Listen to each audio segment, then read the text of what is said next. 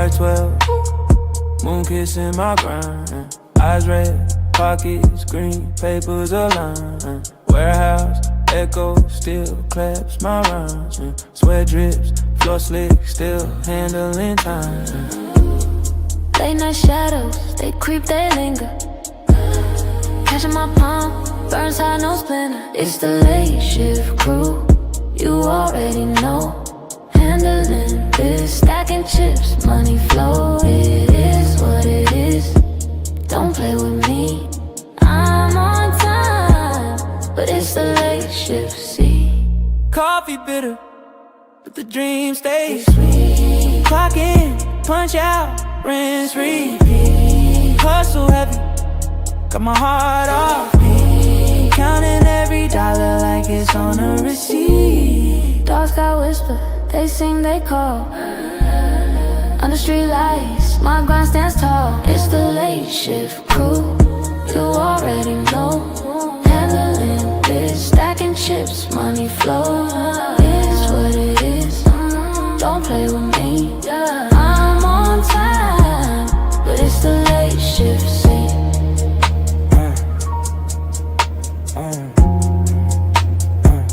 But it's the late shift, see.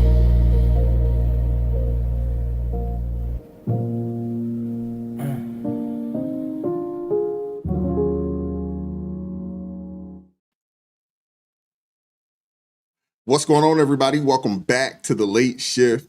I am your brother Wise. I appreciate you guys pulling up today. Yeah, we got a pretty good show today. I'm waiting on my folks to pull up, and as they do pull up, we'll get them added to the show. Hit the like button for me if you could on the way in the building. We got a lot to get into. Should be a good show today. Should be pretty entertaining. Show some love to my folks in the chat real fast. What's going on, B? How you doing this morning? Goodness. Good evening. How's it going today? Hope all is well with you. Hope all is well. What's up, Lori Addison? How you doing today? Hope all is well. What up, Hunter? How you doing, man? It's good to see you in the chat. Cool Ramon in the building. Shout out to you. Hey, let's do a city, state check as well. Let us know where you're watching the broadcast from, what city, what state, country, all that kind of good stuff. Let me continue to show some love to my folks. What's up, Zeph? How you doing today? It's good to see you. What up, Lewis? How's it going, man? It's good to see you in the chat this evening. Hey, Junior Ray, appreciate you pulling up. Scott Jung in the building. Tennessee in the house. What's going on? Appreciate you. What up, Papa Dodd? How's it going, man? It's good to see you in the chat. Appreciate you pulling up this evening. Appreciate you guys. What up, Mr. Largy? Appreciate you pulling up. Thank you very much. Thank you very much. Hit the like button for me if you could. Please hit that like button for me. Shout out to Jay Witt. Says he's been a member for 4 months. So shout out to that brother, man. He says he'll be gifting 50 ARP memberships when he hits 70,000 subscribers. I'm not exactly sure where he's at right now. I wish he'd have threw some context in there, but go ahead and subscribe to that brother's channel, man. Go on and do that, man. Go support that brother. Subscribe to the channel. All right, I think I got a few folks up in here. Give me 1 second. What up, Celeste? How you doing today? Hey, how are you? What's up, Michonne? How you doing today? I can hear you just fine. I'm doing well. Okay. Let me change up something real quick. That's just too far apart. What up, Ro? What's up with you, bro? Today. Hey, what's up, brother Wise? I am here. Who you texting? To all my followers. Okay, I hope y'all ready. I got a lot of things cooking. You know, I talked to you about trying to get some sponsorship for the show. Sent out some emails. I bothered some people. Let's see what comes back. Plus, I got an idea for an invention that I got some capital. He will tell all his business to invest, but I got to keep that on the low, patent pending. All right. Dion says she having some troubles. Let me see if I can pull her up. What's up, Dion? How you doing today, sister? Oh, you're muted. Okay. Well, she's working on that. Hey, Michonne, how you doing today? It's good to see you. Appreciate you pulling up today. Thanks for having me. Shout out to the chat and the panel. Hi, Celeste, Uncle Ro. Good to see you.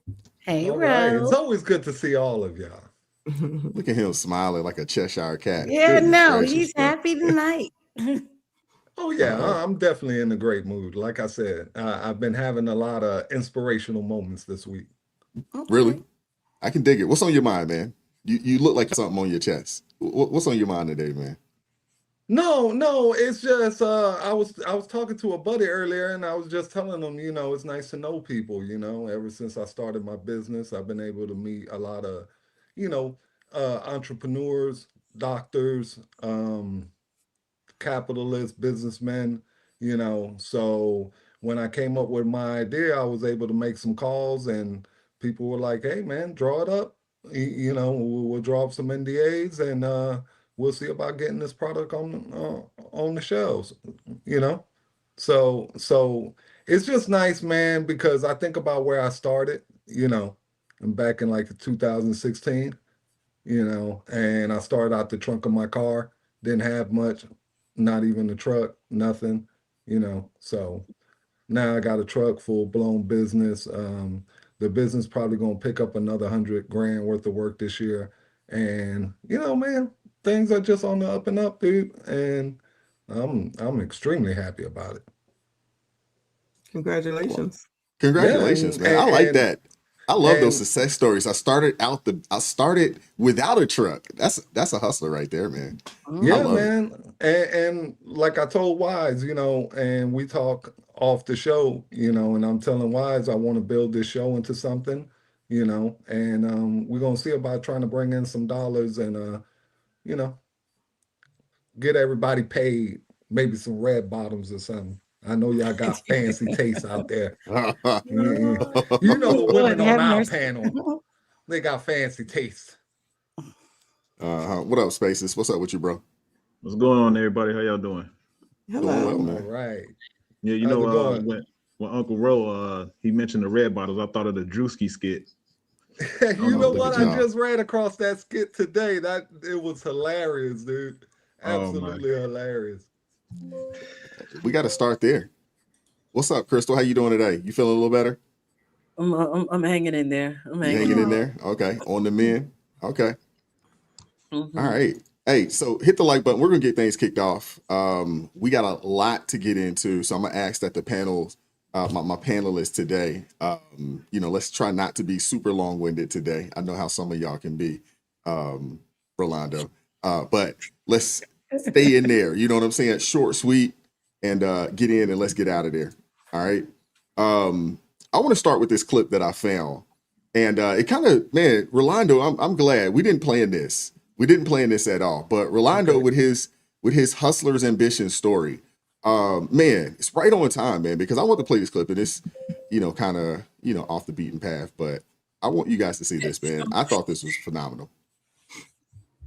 Hustler. Check my boy. Check my swag. That's the definition of a hustler, cuz you don't know nothing about grinding. Look at my. He already know he got like 20 and a half seconds to get busy. He got machetes in his hand. He got machetes in his hand and a hula hoop on his leg, and he is fucking juggling in the middle of traffic. And y'all niggas can't go drive Uber. Y'all can't go work a job. Y'all motherfuckers be complaining about y'all bosses. This nigga in the middle of the street getting to the chicken. You feel me? With machetes. While y'all complaining. You better not never complain to me again. I better not never see it in my life. On God. He's official. He's official. Yes. All before the light turns red. But, You want the strawberry stuff? nah, just the cookies. An Oreo, just cookies. Yeah, it's the cookies. Yeah. I better Yeah. not ever hear y'all I don't know complaining. about y'all, man, but that inspired me. I'm like, what? For a traffic light? Bro, I'm just telling you, I didn't plan this. You came with your story. This is it's right on time, man. What are your thoughts, bro? Well, I mean, it looks like Mexico, if I'm not mistaken. When I was down in Tijuana there for a little while, that's just a hustler's nature. When you go down to South America, you go down to these Latin countries, man, they hustle everything, bro. You know, there's markets everywhere. Everybody's chasing the dollar, and that's because there are no social programs. You know, there's no welfare. There's none of True. that. True. You know, even if you go down like to the islands, you know, not the American Virgin Islands, go down to the British Virgin Islands. There's no welfare. Dude, on your way from the airport down to the resort, you will see true poverty. You know, so they got to get after it any which way. You know, you catch them down by the beach, they selling fruit baskets. You see them on the TikTok, the Jamaican guy with the raft. Remember the black lady was throwing his pineapples all in the ocean? Oh yeah, I saw that. Yeah, You yeah. know, but the guy, this is what happens in these places. You know, you're forced to make something out of nothing. And Facts. that's just Michonne, what it is. let's get Michonne in there. What are your thoughts? I clearly it's not here in the United States. Somebody out there actually doing some work. No shade. But you get all the props because I can't do it since I can't do it. But it's better than being a squeegee boy at the end of the corner trying to rob you of your Cash App. So you know, I'm trying not to be negative. So shout out to them wherever they are, which obviously is not the United States of America, unfortunately. No, definitely not. It's an honest day's work. For real. Honest day's work. Mhm. You know, he has a skill. He's showcasing it. He's asking for a little bit of pay. Les, what are your thoughts? That's exactly what I was going to say. That's what you can do when you have a skill. There'll always be an opportunity for somebody who has a skill. The problem is people who don't want to pick up a skill, they don't want to learn anything, they don't want to try anything, and then they're angry that they don't have anything. So I think there's a direct correlation between how much you can do and how much you can have. So when people say to me, people used to say to me, "Oh, I'd like a job." The first question, I know you were in staffing for a while, wise, the first thing you want to ask is, "Well, what can you do?" When the list is short, the opportunities are short too. Yeah. Spaces, get in there, bro. Beforehand, Prince Revolvers with the $2 super chat says, if Michonne can do that, I'll donate $100. Save your money. Just save your money. I'll double it. No, while I was watching, I was like, "There you go." You know what I mean? Like, and I have a storage of change. I would give him, and even the change in my car. Like if I had cash, I would definitely give him some money because out here in Chicago, one of the things we have are the people that dance on the street, right? For donations for their dance groups or whatever it is that they're trying to hustle for. And then other people we have like people that take I don't know if you know the buckets that people put fish in. Yeah, they take those buckets and they beat on them like a drum. Yeah. So that take a lot of skill, man. And that's a skill. What took it over the top for me was when he was balancing on the rope. Like the rope wasn't shaking. Mm-hmm. It wasn't like he was about to lose his balance. And then bouncing machetes and then 100% kudos to him. He would definitely have my donations. He might take my tip money for the resort because I remember, just like Rolando was saying, I've gone to Mexico twice, and you really do see what real poverty is going out that way. Like there's so much lack of, I want to say institution, but that's not the word. But it took 30 minutes to get from the airport to my resort, and the 30 minutes in between, only 5 of it showed a city. And that's the last 5 minutes. 25 minutes of it was just cornfields and swamps. So yeah, I definitely understand the hustle. He would get my money. Yeah, I'd give him a couple dollars.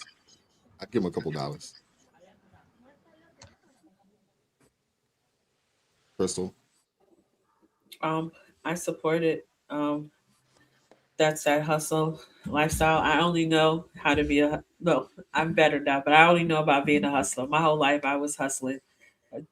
And I know we've talked about it. I started working when I was 13, and I just look at today's culture where people are picky about what they do, and I don't want to do this. I remember people were shocked when I said that I was a ramp agent and I used to throw the luggage on the thing, and they're like, "You?" And I'm like, "Yeah, I did that, and it's a job, and it paid, and I enjoyed it." So I think people let their pride get in front of them when you gotta eat, when you gotta pay them light bills, when you gotta pay that mortgage, that rent. Very quickly, that you better learn to lose that pride and figure out how you're gonna pay them bills. Thanks. Yeah, and I'll give you the last word and we'll keep it moving. Still muted.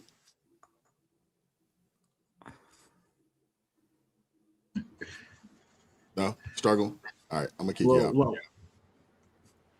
right, we'll keep it moving. A couple super chats I want to read real quick. And, if you'd like to sponsor the show, go ahead and sponsor the show. We'll put your name down there, show you some love. Shout out to Elizabeth coming through with the $10 super chat. Says, tell my make-believe husband I said, hey. I wonder, who's she talking about? I'm assuming this is bro. Talking about me, Wise. Stop acting like you don't know. Well, hold on. You might have to fight for that one, Rolando. She's talking about Brother Wise. She's talking about me. He out the game. He ain't talking about I'm married. I'm way out the game. She doesn't care. That's okay. My besties admire people. Okay, so got you. Understood. That would be for you. Well, thank you, Elizabeth. I appreciate that. Hey, Rolando, I'll rock paper scissors you for. Come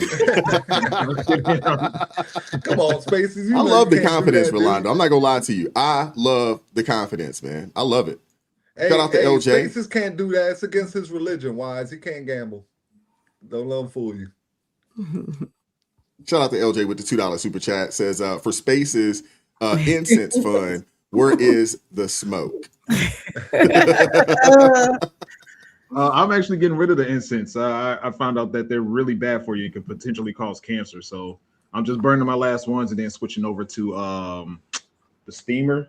Forget what it's called. But steamer and then diffuse. Yes, thank you. Diffuser and natural oils. Okay, I like that. Cool. We got those in the house, but once you go there, you're starting to get fancy there. That's on the bougier side of things when you start talking about infused oils and steam. I mean, I'm telling you, listen, anybody show up to Spaces house, all it smells like is incense and jasmine rice up in there. This guy crazy, yo. All right, we got to get into Drewski, man, because he has a lot of good church folks out there upset, man.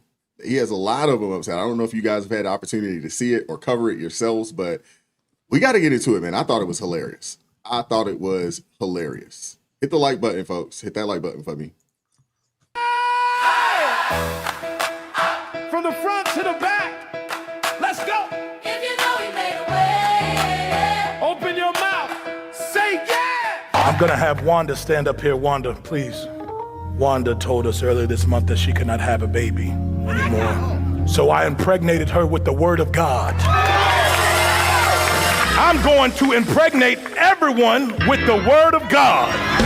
You gonna get pregnant with the word of God. You gonna get pregnant with the word of God. You gonna get pregnant with the word of God. Impregnate. I had somebody in the congregation ask why I'm wearing Christian Dior and Christian Louboutins. Because I'm a Christian and I walk in the blood of Jesus. Give him some praise. I'm a Christian first and I walk in the blood of Jesus. Give him some praise. Give him some praise. So we are raising funds for a project in Zimbabwe. Yes, we are trying to get our congregation over in Africa. Amen. We wanted to raise $4 million for that. Amen. Hallelujah. That needs to appear today. We are not letting anyone leave until we reach our goal. Amen.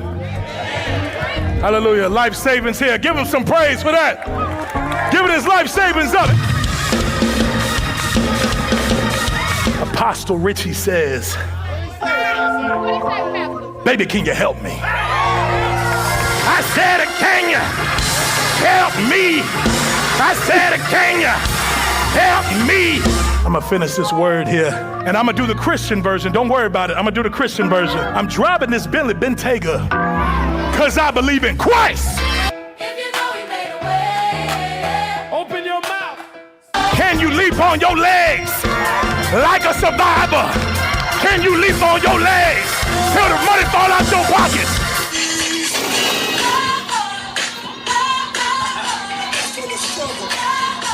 Jesus, you are, Jesus, you are, Jesus, you are. Still praise the Lord. I need you to pray for my wife. Hey, come on, man. Hey, get your hands off my car. You gave tithes and offering? No. Back the fuck up, man. What's wrong with you, man?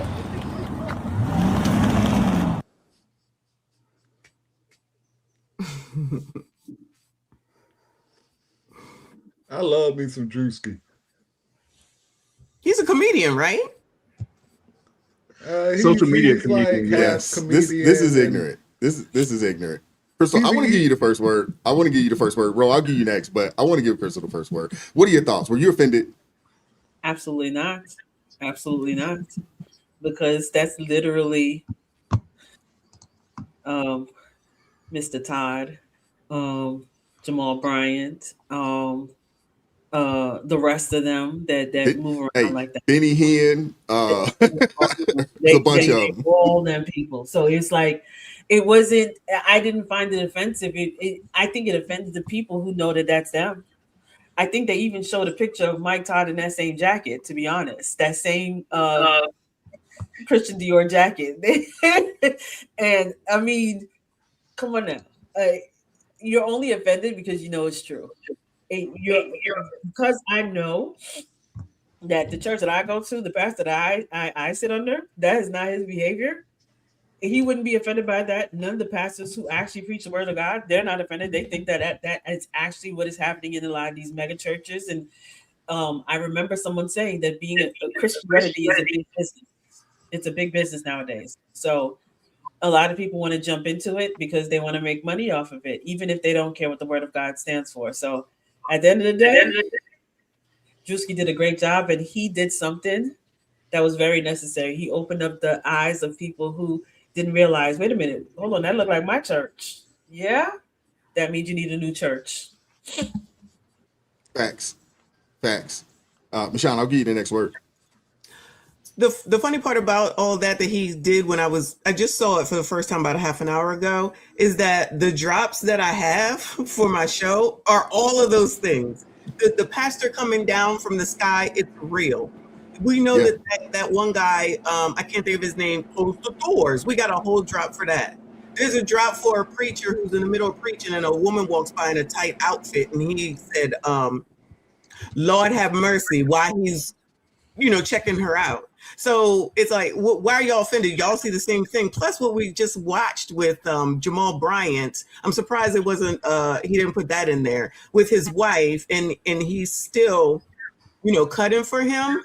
But in another scene, they had shown Jamal, his wife, in front of a Rolls Royce. I might have said that last week. And the chat told me that it cost like $600,000 to $700,000.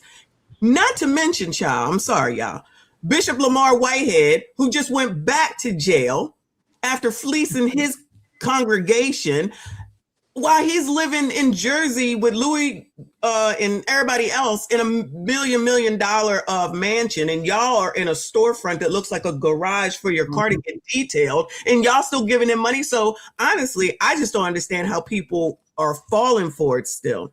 Because I'm like, if you're in the same position that you were a year ago, a year later, then you might need to do some evaluation. And I'm very picky on who it is I listen to, because I said my pastor would never, ever. And if he does, that's when I got to go. And then Bishop wouldn't, of course, because I love him to death, because he'll just say it regardless and speak out on anything. And I love that about him. But there's some people that I don't get it, especially like, and I'm sorry to be long, after everything that happened just now with Jamal Bryant and all them people up there, while he's over there saying that mess, I'm like, y'all, I could never. I don't understand, but y'all do you. If that's how you think it works, then good for y'all. Crazy. Everything he said is accurate, and what he did was accurate. 100%, 1000% accurate. Ro, before you go, and I want you to get the next word, but I want to play a a couple of things for you guys real fast. Hold There he is. Called the Flying Pastor. Look at him go. Pastor Bartholomew Orr says his church in Mississippi has been using the flying equipment for several years for Christmas services. Why does the church need flying equipment? Seriously, why? Why does the church need flying equipment? We actually have a company that comes in, installs it, takes our people through a flight school just to make sure that everything is safe. So the pastor figured it was time to give it a go himself. Jesus Christ is on his way back. It started a little jerky, but he quickly got the hang of it. Actually, I wasn't nervous. They kind of creeped me in, so it wasn't like I was zoomed in. The pastor has been mocked by some who call him a Beyonce wannabe. The pastor says the proof is in the pews. I think more And the cost that is involved. There's 1,000 of you. Believe God as long as I want to. If I want to believe God for a 65.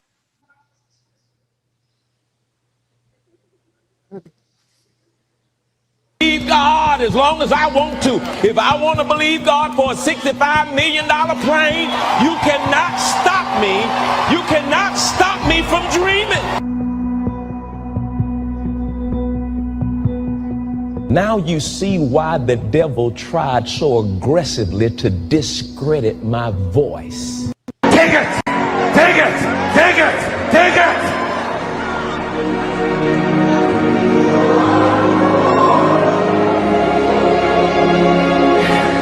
Join hands quick. Join hands, I said, quick. Saul killed 2,000. David 2,000. Saul killed 1,000. 1,000. David 10,000. This is ridiculous, man. This is ridiculous, man. Golly, bro. I'll give you the next word, but What in the world? I gotta say, I gotta give a special shout out to Creflo Dollar. I ain't seen Creflo Dollar in a hot minute. I would have never followed that dude. That sounds too much like Creepio Dollar. You know what I mean? It's like it's kind of like invested with Bernie Madoff. You know, yeah. But look, I hear they're upset. Okay, they're upset because Drewski did his little skit. It was funny. A lot of people got a lot of laughs. But let me tell you something that we say here in the South. Okay, you throw a brick into a group of dogs, the hit dog gonna holler. And that's exactly what you see here. The hit dog is hollering. Now, when I first met Wise, I don't know if Wise remember this, but remember Wise, we had this, somewhat of this conversation, and I told you back then that preachers should not be earning a paycheck. mm-hmm. And we had that conversation. Mm-hmm. Okay. I still feel like that to this day. You know, as soon as anybody in the church, your time should be free. If you truly believe in what you're saying and what you're spitting, your time should be absolutely 100% free. Because mine is. How come I can show up there on my own dollar? I can put gas in my own car. I can buy my own clothes. I can go down there, even put money in the offering. Everything is on my own dollar. But to get you to show up, dude, it feels like I'm at the strip club, you know. And when you first get there, you got a bunch of money Wise, and all the women come flocking. As soon as the money gone, you can't get nobody to talk to you. That's how these preachers are. You know, well, you had to put me in that at the strip club. Like you could include the spaces. That's just how these preachers are, man. They come circling when you got money. Okay, as soon as the money gone, they gone. Okay, and this is why every single pastor, whether he mean good or he has malintent, you know, in my eyes, they all fall in the same boat. If you collect a check for being in church and preaching the word of God, I do not follow you. Okay? And I advise nobody else to follow you. because you don't even believe what you're saying because you got to get a paycheck to be there. Okay? Go out and get a job like everybody else. Even when Jesus Christ hit this earth, he was a carpenter. He had a job. He didn't go from Israel to Bethlehem, okay, preaching the word and telling me, give me some money for preaching the word to you. No. When he got to Bethlehem, he went ahead and built a staircase for somebody, built a building for somebody, got some money, ate, whatever he needed to do, just like everybody else. Okay? So if Jesus could do it, you can do it. Okay? That's how I feel about that. And nobody ever gonna knock me off my horse when it comes to that because I see too much of this. You know, and to all the gullible people in the church, hey man, if you're willing to donate to these guys, then go ahead and knock yourself out. And for anybody else, if y'all want to go and follow these dudes and, you know, donate your money, I don't feel bad for you. Believe in what you believe in, you know. But when your Social Security check gone or your pension gone or they done stole all your money, just don't come complaining. Because that's all these guys about. They don't even believe in what they're preaching. You know, there used to be a saying, Wise, remember this saying, ain't nothing free but the grace of God? Remember that saying? I used to love that saying. But now we need to readjust that saying to ain't nothing free but ain't nothing free in this world. Absolutely nothing. Even the grace of God. Because they done found a way to put a price tag on that. And it's disgusting. Because that used to be the safe place for people could go when they on their lowest point. Okay, and they looking for redemption. You can always go to church. Okay, the Catholic churches in New York back in the day, I don't know if they still do it now, but their doors never closed. They were open 24/7. Okay, you could walk in there at 3 or 4 o'clock in the morning and do a confession or do whatever you need, like candles, whatever. Okay, it was a place for everyone. Now it's only a place for the people who's willing to give and give everything. And they expect me to follow that. I ain't doing it. So let's give you the next word. Well, I'm a big fan of freedom of expression. So go Drewski. And as for the church, I actually think that the people, I think that what he exposed or demonstrated was that this is just people who do religious performances on Sundays. And I actually think the people who attend these churches know that. And that's why they go. They go for the show. They go to be entertained. They go to watch a show on which the subject matter or the storyline or the narrative is religious, but it's just a show. And I think they know that. And I think the only reason there's some people that are upset is because they don't want you to know that. But they know what they're doing. They know what they're getting. They know they're not going to learn how to repent from sin and learn how. They're not going there to do any of that. They're going there to watch the show and to be entertained, and that's fine. And they should. They just don't want you to know that's what they're doing. They want you to believe that they're in a serious religious practice where they are working on their relationship with God. They don't want you to know that they're in there jumping on the good foot and all that other stuff that he had them doing. Yeah, it's a show, and that's fine. Enjoy the show. You know what I mean? Just like going to the movies, just like going to a play, they have every right to enjoy the show. And all, generally shows and performers charge a fee. Yeah, Spaces. I had to pull over because of how hard I was laughing. Especially when I didn't realize when he was doing the worm, and I saw LJ sent the super chat about this, but I saw him doing a worm. So just off of him doing a worm, I was laughing. But then when I saw that he was saying impregnate while he was doing the worm, I'm like, this dude is hilarious, man. It's hilarious. And I think I think it's a great representation of a lot of pastors out there, preachers in the mega churches specifically, because I was just in the service this past Sunday where it was just so obvious that this pastor's sermons were dedicated to solely hearing what people want to hear. And he was talking about his suit, right? And he said he originally ordered a suit and it was too big. And then he called the tailor, and then the tailor did whatever they did, and they made it perfect for me. You were made perfect for the situation that you're in right now. Oh my God, dude. Like, I don't want to come here anymore. And you know, it was just, I have to say though, I have to give a disagreement with Rolando. I think when it comes to pastors, I definitely understand where you're coming from when you say the idea of pastors getting paid to lead the flock, lead the sheep, lead us the people, and all that.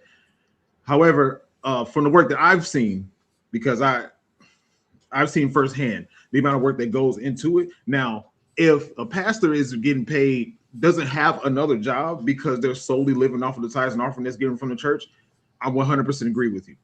However, the pastors that I've seen that I grew up with, they had, on top of being a pastor, 2 and 3 other jobs that they were doing.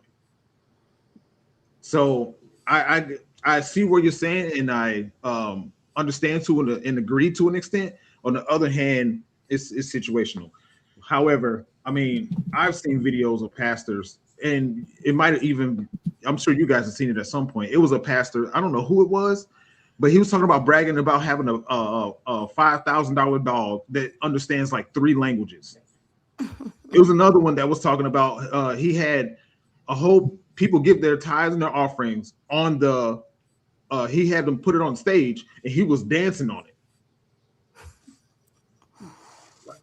Okay, I see. Yet all of these people are giving all their money, and you wonder why the church is failing, and you wonder why the numbers are going down, because you're doing all these prosperity sermons, and people aren't seeing the prosperity. That's all I got for now. Gotcha. Dion? Can you hear me? Yes, we got you. Finally. I had to figure it out. My computer did an update and everything was wonky. I was going to say, I mean, that's comedy. Comedy, what pushes the envelope like that all the time. And I guess people have forgotten because we've been living in the age of not just political correctness, but everything that has blown up to be, where you can't say anything to quote unquote hurt somebody's feelings. But it tickled me too, because it reminded me of something. John MacArthur wrote a book called Truth Wars, where he talked about the visible church, which is the one that you see all in the lights and camera and all of that, you know, the famous churches, versus the invisible church, which is the real church, which doesn't carry on all that hoopla. And, you know, he did an example of how they do all the things in this cultural Christianity, the visible church, or they put, like y'all said, they put on a show. So, I didn't know. I didn't jump down in the comments. I just saw it, I think, yesterday. I didn't jump down in the comments to read because I was rolling through looking for something else. But I didn't realize that there were different pastors that got uptight about it or whatever. But I'm like, well, if they said anything, then they you know, kind of told on themselves. But then they wouldn't have to really tell on themselves, because everybody can plainly see what's going on. And that's why they were able to laugh, because they, you know, made the associations with, you know, whatever preacher he was making fun of at the time. So anyway, that's what I thought. Most good comedy. You got to have one going on.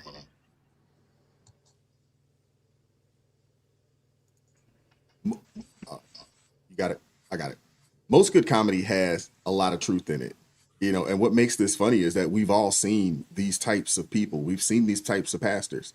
I mean, we've covered these types of people over, you know, for I don't know, couple years now. And that's what makes this funny. All the people that are in their feelings but hurt behind it, those are the people that probably attend those types of services, and they're frustrated. But let's not act like this is new types of comedy. I mean, do you guys recall in Living Color back in the day with Damon Wayans and Jim Carrey and those? I mean, come on, man. They stuck up the daggone congregation. People too sensitive in this day and age, man. People are entirely too sensitive. Comedy is, yeah, it's supposed to push the edges, and it's supposed to hurt some folks' feelings. It's supposed to. Can I ask a question? Go for it. So you said you had an issue with the flying system that the pastor had. So what do you see is wrong with that? It's just unnecessary. I mean, come on, man. The pastor flying down, like, unnecessary, man. Like, who are you trying to portray yourself to be? No, Wise, the show is just trying to pick up where the circus left off, because you know the circus done retired, P.T. Barnum and Bailey. So the church is trying to step in and fill the void, because this is just a straight up clown show right here. You know, like I said, at the end of the day, people come for the word. You know, they don't come to see preachers propelling from the roof. I don't know about that, Ro. You know, I don't think everybody goes to church for the word. There are some people that go there for the pomp and circumstances. They go there, for maybe the community. Some people go there for the fellowship, which I think you should go for the fellowship. But I don't think people are really there for the word. For the hat show, you know, at the end of the church, you know, for whatever reason, you know, but for whatever reason you show up, you know, at the end of the day, if you're showing up there, you're gonna end up getting the word.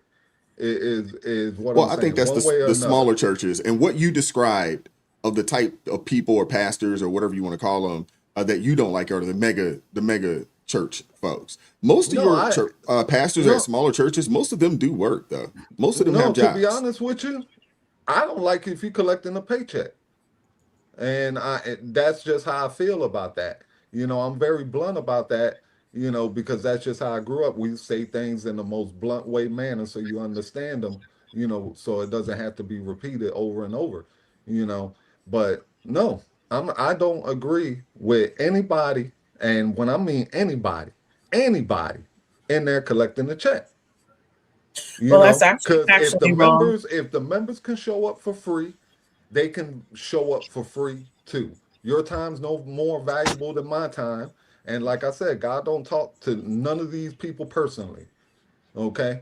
So for them to sit there, I don't buy it. No, actually, you are supposed to receive something from the congregation. If you look back into Leviticus, it broke down how the priests, the ones that were providing the word, would receive the whatever offerings they brought to the their sin offerings, their peace offerings, all their offerings. It came from the priests, and then would take part of that. That's how they would feed. That's how they would get food for their families and all of that stuff, through the priests delivering, taking part of that offering. So yes, they are supposed to get part of an offering. I'm not saying they have to live off a paycheck off of there, but they are supposed to receive an offering. Also, you can't say not to give tithes, because tithes is actually supposed to be for us to be able to help the community. Take, for instance, my church. People gave tithes and offering, and that money went to help the community. And your church is supposed to be open, like my church is very open. And they said we spent $1 million in helping these people with it, help people get housing, get people food, because again, we are supposed to help. God called the church to help the poor, the needy, the widows. It's the church that's supposed to do it, not the government. So the tithes and offerings is actually supposed to go to that. Marcus Rogers, one of my favorite people in Chicago, they pay people's rent from tithes and offering. They pay people's light bills. So we're not supposed to stop tithes and offerings, because tithes and offerings is supposed to help the church. That's what we're supposed to do. We're supposed to do that. And the offering, yes, you're supposed to give a portion to the priest, because the priest is supposed to be receiving the word of God, and this is how they receive some kind of compensation or food or whatever from God, from doing the work of God. They're not supposed to be coming off rich, but they are supposed to do that. Well, hold on. I never went to a mega church. I went to a small church, And I know what tithe is. I know what Leviticus is, even though I know everybody on the panel think I'm just like some ignorant ghetto dude from the street who don't know the Bible or whatever. But actually, I No one grew has up. ever suggested that. Well, I'm just saying. I grew up initially. I grew up Catholic, you know, and my mom switched over to Adventist, and we grew up as Adventist. Okay, I know what tithe is, and I've given this example several times on this show. You know, our church would collect tithe, they would use it, and it would literally benefit the children of the church. When members were sick or short on food, we had a food pantry. They would go out, they would do all types of stuff. Okay, and I've told this to Wise several times. Our preacher didn't collect a paycheck; he was a mechanic by trade. You know what I mean? And he was there because he wanted to be there. And every summer, you know, all the kids that went to that church were all project kids, you know, and we went off for 3 weeks to summer camp, you know, to give our parents some relief and let us see things other than bricks, you know, because I'm from Newark, New Jersey. It's known as Brick City. Okay, so we can get out into the flowers and see nature and all that. That's what I grew up church as being. I don't recognize what this is. You know what I mean? Because I understand. I understand what you're saying. I'm gonna repeat what Wise said because he corrected me the other week. It's the love of money, and when you start incorporating money and money starts to become the main source, then corruption is gonna leak in. You have to remember there's sayings from thousands of years ago that are still relevant today. And one of them is this: everything is corrupted once man touch it. Remember that. As soon as man gets a hold of it, he perverts it, okay? And he makes it work to his own will. And a lot of these people rule through the clergy, through religion. You know, telling them that this is what the Father intends for them. But what these people don't know is the Father doesn't speak to him no more than he speaks to you. Okay? God has given every man on this earth and woman a moral compass. That's why something on the inside tells you when you go to take something that ain't yours, that ain't right. Something inside you tells you if you have thoughts of killing someone, that ain't right. God instilled those 10 commandments in you. Now, if you choose to obey them, that's on you. If you choose, you know, to ignore them, that's on you. But he's giving you the whole moral compass that you need to guide yourself through this world. And no other man needs to direct you in any other direction. God has already pointed you in the right direction. Can I just say that I think that I'm sorry, real quick, that Drewski is pointing out that all this has turned into a clown show. Enough of it has basically turned into a clown show, and the fact that so many people seem to be following the show, it makes it even worse, because when you try to speak out to say, you know, this is a clown show, they're like, you can't talk about them. That's God. What are you talking about? You don't know. So which is when I'm like, all right, well, do what you want. And when you end up wherever you are, and then you want to say foul, no, because that's what you want to follow. And William Murphy did the same thing, and somebody else did few years ago on New Year's night. And I love William Murphy. What is it, child? Some song that is not appropriate for church in any way, shape, or form. That they would. Was it the Walk It Out or it was Swag and Surf? It was Swag and Surf. Swag and Surf. That's what it was. Yeah, that's what it was. Yeah, doing all that, and it's like, y'all, seriously, is this really? Even though it's supposed to, the excuse, it's supposed to bring kids in. Okay, if that's what y'all think, then that's what y'all think. But it just and then when you're doing that and you're getting the people in and you're getting all this money, and then like I said before, your pastor ends up having Gucci, Fucci, Poochie, and Lucci, and you still sitting here in Walmart stuff. I'm trying to understand, when do y'all get a clue that something just ain't right? I think it definitely has turned to being about money. I don't know, you know, what you do about that, except for the people that come to the church got to realize y'all got to leave this alone, because all you're doing is leaving yourself in the same spot and they're elevating. And that should be your sign right there. Everybody should be elevating. And why do they have to always look so like braggadocious and have so much stuff and just look like you just came out of Neiman Marcus all the time? That's braggadocious to me. And then they still go there. Like all those people at Jamal Bryant's church. Ain't no way. Yeah. That's why. Oh, no, these are prideful, covetous people. That's Yeah. what a lot of that is. It's a lot of that's that why going on. a lot I'll of be super people. quick, When Crystal. I I'm said a sorry. lot of I'll be super duper quick. Super duper quick. I just want to talk about how these comments are hilarious. I'm looking at the chat right now. 1117 King said, I see Jill Scott, which I think is Crystal, Common, which I think is Ro, and Ludacris, which I think is me. I did see that. He told Common to wrap it up. He going too long. Hey, I appreciate being compared to love Jill Common. He Scott. was on John Wick, so I'm I love good. Jill Scott. She's amazing. All I wanted to say was I agree with what Michonne is saying because again, you have preachers, you have pastors like Jamal, not like Marcus Rogers. You have my pastor Philip Anthony Mitchell. You have a bunch of them saying what you're doing is wrong to those churches that are like the Jamal Bryants and them that are doing these. They're saying that what they're doing is wrong, and you're not preaching the word of God.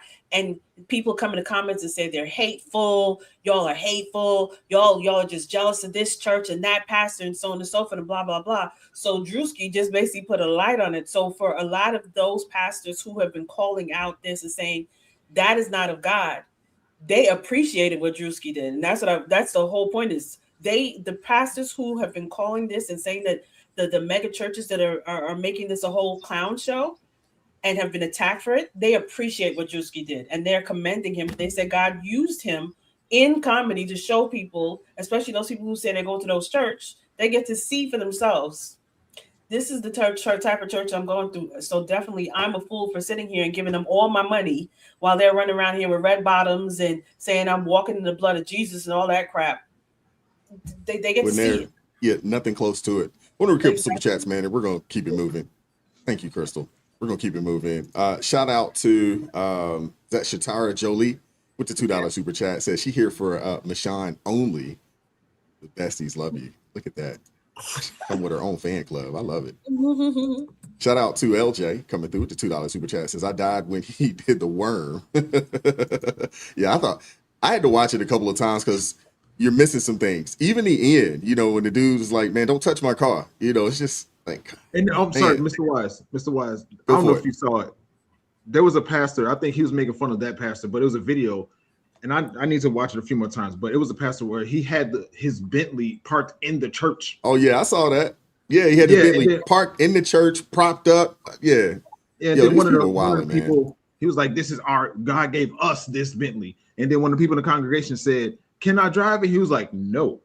That is not what God wants for us. Dude, the best part of that skit was when he showed the red bottoms. That just had me rolling. Dude, when he said, I'm walking in the blood of Christ, and then he pops the feet up, I was just like, oh my That's God, ridiculous. bro. That's how ridiculous. They do it, man.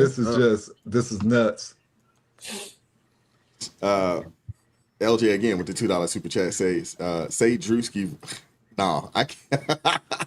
I ain't messing with you. I got you. I'm pregnant. I'm pregnant in the name of. I'm pregnant with the word of God.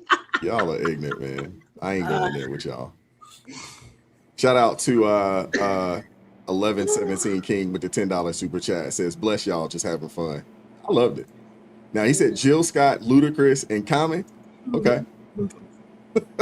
Listen, I'm all in for comedy, man. I love somebody with like a Drewski came off with like some 80s comedy.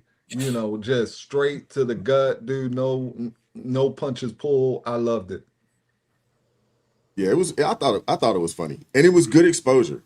It's bringing. It's funny, but it's really a serious conversation that needs to be had. These people need to be called out, and maybe this is the best way to call them out. Through humor, and through through a comedic lens. I thought it was good. Dude. I don't really get too upset about it because at the end of the day, they're signing up to get scammed. Mm-hmm. And they know it. Yeah, they know it. Absolutely. What can I do? I can't stop them, bro.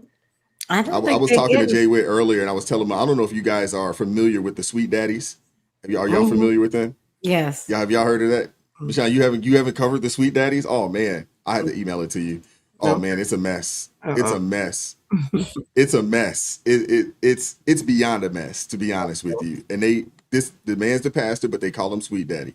It's crazy. There's no way I'm calling another grown man Sweet Daddy. It's not happening. As a woman, I'm not doing that either. That sounds crazy.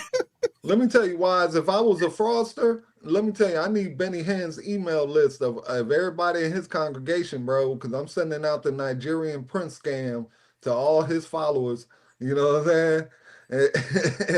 In my best African voice. Hey man, you send me 10 grand, I'm gonna send you 10 million. Let's keep it moving. Go for it. Go for it, Celeste. I was gonna say I can wait. I'll be honest. I don't think that the people are getting scammed. I think that they're paying. I think that it's a fair exchange. I think that what they want is to be able to go to a religious show, and what they want is to be able to continue to sin and not be told that they have to repent. And for that, they're happy to pay and see the show. I don't think any of these people are getting scammed. I think they sit there every week, intentional and on purpose and in clear mind, and they're getting an exchange. They get a pastor that says you're fine and there's no need for you to repent, and they pay for that. They're very happy. I think it's a very fair exchange. Celeste, I agree with you, because if I sold you a dream and you're willing to pay for it, then no crime has been committed. Yeah, facts. Mm-hmm. And LJ said, Michonne, you just hadn't met the right man yet, in reference to calling him Sweet Daddy. I have, and I still wouldn't call him that, but thanks.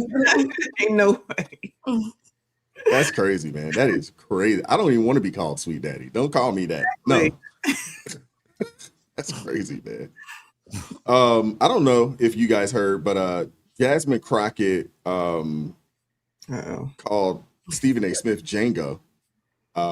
Stephen A. Smith responds, and we're gonna get in that. And I also want to play the clip. Crystal sent it over to me of Jasmine Crockett with the faux tears over Renee Good, and we're moving. Invited on this show multitude of times. Jasmine Crockett has been invited on this show multitude of times. You sitting down talking to everybody else, how come you ain't sit down and talk to me? Scared of what I'm going to ask? I don't know. I have no clue. But if you're going to say something like that about somebody, hell, say it to their face. It is so hard to sit here sometimes, because I didn't come to Congress to write laws or to do things that are hurting people. I'm just asking if there's any decency or heart or courage on that side of the aisle. The fact that a woman was killed, she was shot in her head, and y'all are pretending like nothing happened. I remember when Charlie Kirk got killed. Do you remember what our response was? Our response wasn't to sit there and pretend like it was okay. Is it okay because you have a badge? Because the last time I checked, allegedly no one is above the law. Can y'all not just have a little bit of courage and humanity? A child. A child has lost her mom. And y'all want to pretend that it is okay. I am asking if there is anyone that will stand for the very people that elected us and sent us to Congress. You tell us things like, well, the immigrants are bad, and so we got to get all these bills because the immigrants are the ones that are causing the harm, they're bringing the crime. The mayor of Minneapolis told y'all to get the fuck out. Yet y'all are the ones, it is this administration that is bringing crime to their streets. That's what's happening. It's the third incident where somebody has dropped an F-bomb in this committee, including the video. I'm sorry. Including the video that we had to watch earlier. Are your princess ears okay? Is it profanity. Well, but The you're committee more says ears House upset of about my Representatives. words. Man, hey, if she don't win that Senate seat, hey, she might have a chance in Hollywood, man. Sheesh. Goodness gracious. Celeste, I'll Ain't give you got the no first chance word. at Hollywood. What are you talking about? You didn't see them crocodile tears? She could squeeze no moisture out of them eyelashes. Okay, She not might have even a a chance. drop. She Yeah. might have a chance. The eyelashes was stealing all the moisture. Couldn't make Yeah. it down the cheek because the eyelashes caught it before it could fall. It is amazing that all of these people who are publicly crying have such a difficult time producing a tear that anybody can see, or any of the other signs that come with crying. Crying actually is a physiological response that has a lot of signs that show when you're crying. So I'll give you an example. If you've ever cried and kind of wiped your eyes real quick and walked around, people can look at you and tell, even when your eyes are dry, because your nose is red. There are lots of things that are tells for the fact that you are legitimately crying. So all of these people who are, have these public cries that have no attending sign and can't ever produce a tear, it just makes it, again, we're more performance art. That's all this is. This woman is not a congresswoman. She's a performance artist who's in Congress, and she goes to Congress to do her show. And so I think that, again, and I think the people who at least previously elected her, we'll see if they do it again. It's a fair exchange. That's what they paid for. They're not paying for a legislator. You don't hear anybody in that district hollering about how they haven't gotten any legislation, that they sent her to Congress with some objectives that have not been fulfilled. Nobody seems to be upset about it because they're getting a fair exchange. They want a performance artist and they got a great one, and they're satisfied with it. They're satisfied with her. We're not satisfied with her because we have a different understanding of what we think a congressperson is. She's not a congressperson. She's a performance artist who does her performances in Congress. And that whole diatribe she went on, you cannot compare Charlie Kirk with Renee Good, because Charlie Kirk at the time of his assassination wasn't committing a crime. Renee Good was committing a crime. So it's a false equivocation to try and make those two the same. Well, since I was kind and deferential towards Charlie Good, you should be kind and deferential. I mean, Charlie Kirk, you should be kind and deferential towards Renee Good. Those are not the same things. It was not the same incident. And in fact, it doesn't matter if Mayor Frey wants them to get out of Minneapolis. The fact is, Mayor Frey has no authority to kick them out of Minneapolis. So he can scream and spit at the wind all he wants to. He does not have, and they should know that by the fact that he couldn't make ICE leave. He can't even keep ICE out of his hotels. So the fact is, you may want them out, and maybe even others in Minneapolis want them out. But the fact of the matter is, immigration is not a municipal issue. It is a federal issue. It is of the purview of the federal government. He has no authority in this issue. And it is a shame that it seems that all he can do, since he cannot help with the process, he's intent on frustrating it, and particularly sending these liberals out who have somehow are signing up to become liberal kamikazes, where they're literally putting their bodies on the front line to do some suicide death by cop missions. This thing looks insane. It looks absolutely insane. And if Jasmine Carkett wants to talk about callousness, that's the most callous thing I've seen, is to send people who don't know better in to die for an ideology, or so that you can quietly steal money and not have anybody find out. That is diabolical. Michelle, I'll give you the next word. Oh my goodness, where do we start? First of all, her and her fake tears, she can miss me with all that. Now, I did actually cover that one, and I'm like, when she started whining about Charlie Kirk, I'm like, girl, you the one that was yelling when they tried to have a moment of silence. Yes, we do remember, but of course, the 92%, because that's who I always go for it, don't seem to remember anything, because as long as it's a Black woman saying it and they're saying whatever they want them to say, then they're all good with everything. But let me say something, I'm a coon. Then you got Stephen A. Smith that don't know what he wants to do. One day he want to dress up, next day he don't want to dress up. I don't even know why he bothers. He was addressing something I never got to get to, a Keith Olbermann and someone else. And I'm like, dude, why do you waste your time? Forget it all and keep it moving, because you're looking crazy like a ping pong ball. You got to answer to all these people.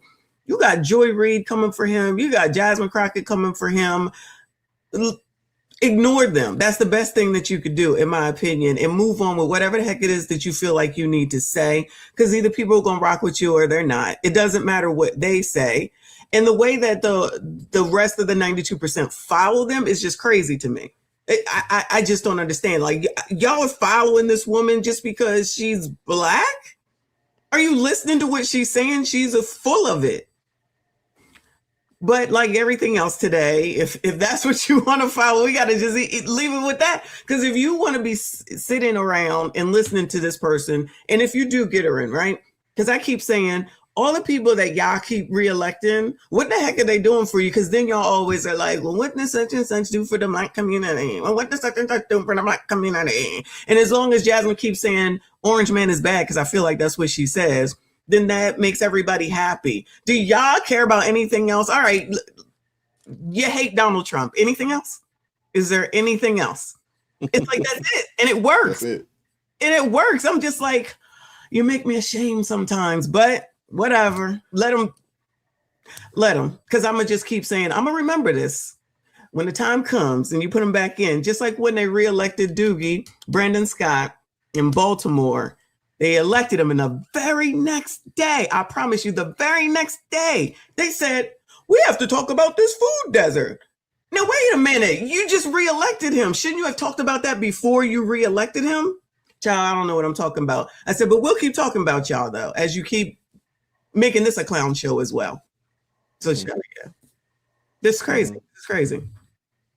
Bro, what are your thoughts, man?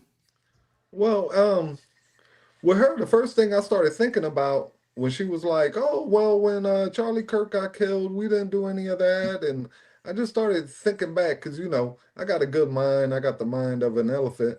And I started thinking back, like, I heard her call him a Nazi, a white supremacist, all these different kind of things. Okay? The man gets killed after all the rhetoric. What's the first thing you see on TikTok and across all these social media platforms? All the liberal followers celebrating, mocking this man, doing neck gestures and everything else. And even the other day, I noticed they were doing a story that at AmFest, they have a Charlie Kirk tent set up where basically you can take pictures, basically redoing the Charlie Kirk shooting at AmFest. Okay?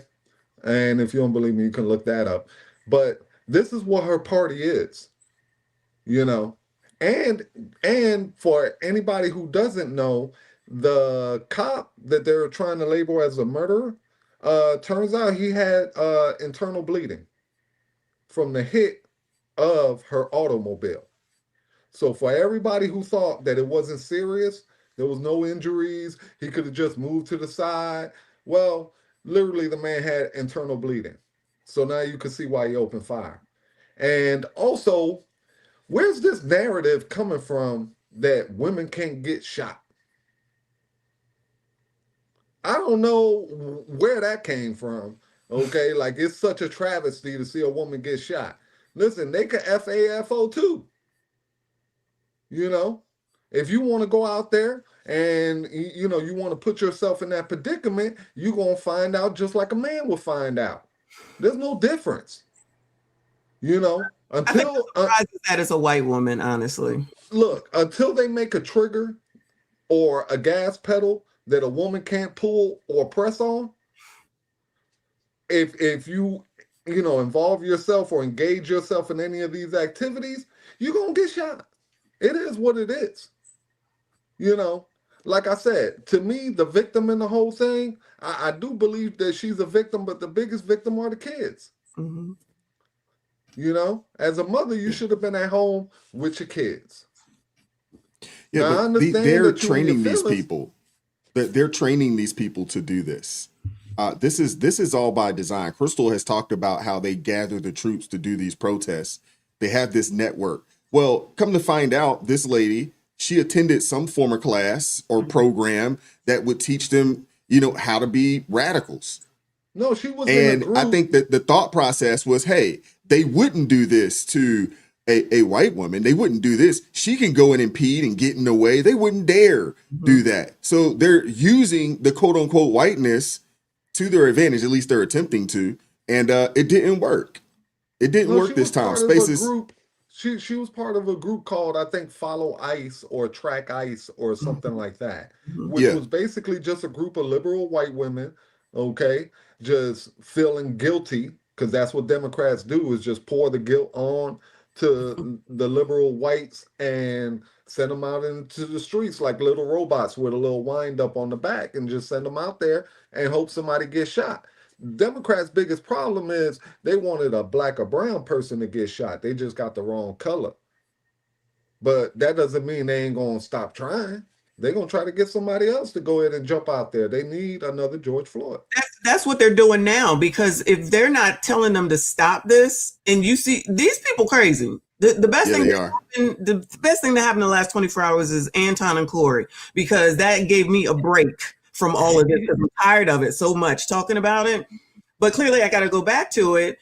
They want something else to happen. They want someone else to be taken on I don't even think it's a want, Michonne. I think it's a need. I think they need this. It's all they have. They don't have solutions. Their policies suck. Their agenda is terrible. It's wicked.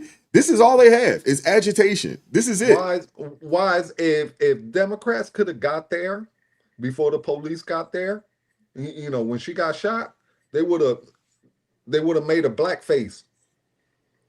So when the cops show up, they'd be like, yeah, man, it was a black woman. They shot a black woman in the head. I'm telling you, this is how desperate they are. Okay? They need Imagine something. if it was a black woman, though, they would be. Oh man! Oh, they might have burnt the city down. I was On gonna that say, one. It would have got real wild. I think it would have got real wild. I want to give Spaces, Crystal, and Dion opportunity to get in there if they would like. It's crazy that we're having this. As you guys speak, the more of my same exact thoughts come out. Right? Like what? And as soon as I see Jasmine Crockett, now I just got to call it Jasmine Crocodile Tears, because what are you even? You were one of the main people celebrating in a political manner, celebrating Charlie Kirk's death. You were one Can of I the ask you a people question that- real quick, Spaces? Do you think that she will take on or take up on Stephen A's request? Do you think she will pull up for that interview on his show? Do you think he would? Do you think she will? Pulling up on any panel? You know what? Check this out. To answer It your wouldn't be a question, panel. It'd be a one-on-one interview with him between right, I'm sorry. her and Stephen A. Do you think she'll do it? No, to answer your question. But not only will she not do it, but I don't want to see her debate Stephen A. I want to see her debate Byron Donalds. Because Stephen A. She don't want no part to Byron She Donalds. don't want. She only goes. She's like a political Dr. Umar. She only goes on panels that's going to allow her to just vomit at the mouth. Just going where she can control the mic. All she does is just talk. I mean, honestly, I don't know, man. I mean, I don't think if she was to come on the show, I think Stephen A. would spend 30 minutes of the show pandering to this woman. Honestly, I'm almost for certain he would. She would get all types of praise and adulation the entire show. He'd be very reluctant to be tough on her. I think it would be a super softball interview if she was to pull up. I really do. In my mind, I think how differently the dynamic of this conversation would be as far as Renee Nicole Good or whatever her name is, how different the conversation would be if that was a MAGA person. That if she was a MAGA person, or if she was a black woman, how differently would your conversation be, Jasmine Crockett, if the situation was like that? Stop playing. Why she's her pockets are getting fed. That's why she keeps doing this. And so to some degrees, I'm like, whenever I see her on the screen, I'm like, she's just gonna say something stupid. I don't want to hear nothing she has to say. But at the same time, it's just great content because she's gonna say something stupid. Yeah. That's all I got. Crystal, what are your thoughts? Answer that question for me. Do you think she'll pull up? Do you think she'll pull up and sit down and talk to Stephen A? I was gonna say no, she's not, because unless she gets to pick out these questions, because Jasmine Crockett is another form of Kamala Harris. Let's just be real; she's another one. They only want those softball questions, those questions that they can frame exactly how they want to frame it. I told you we were on TikTok, and there were people that was it Sheldon Sheldon Daniels. Daniels. Sheldon Yeah. Daniels. They tried to set up a TikTok debate when she was still in running. In TX30. She didn't want no parts of that. She wouldn't show up. She wouldn't want. She didn't. She said she was going to come, but she never showed up. She doesn't. If she can't control the environment, if she can't sit down amongst the women of the View so they can continue to tell her how amazing she is, or MSDNC tell her how she's the best thing ever, or like Jamal Bryant who says this is our future president, this is who we want.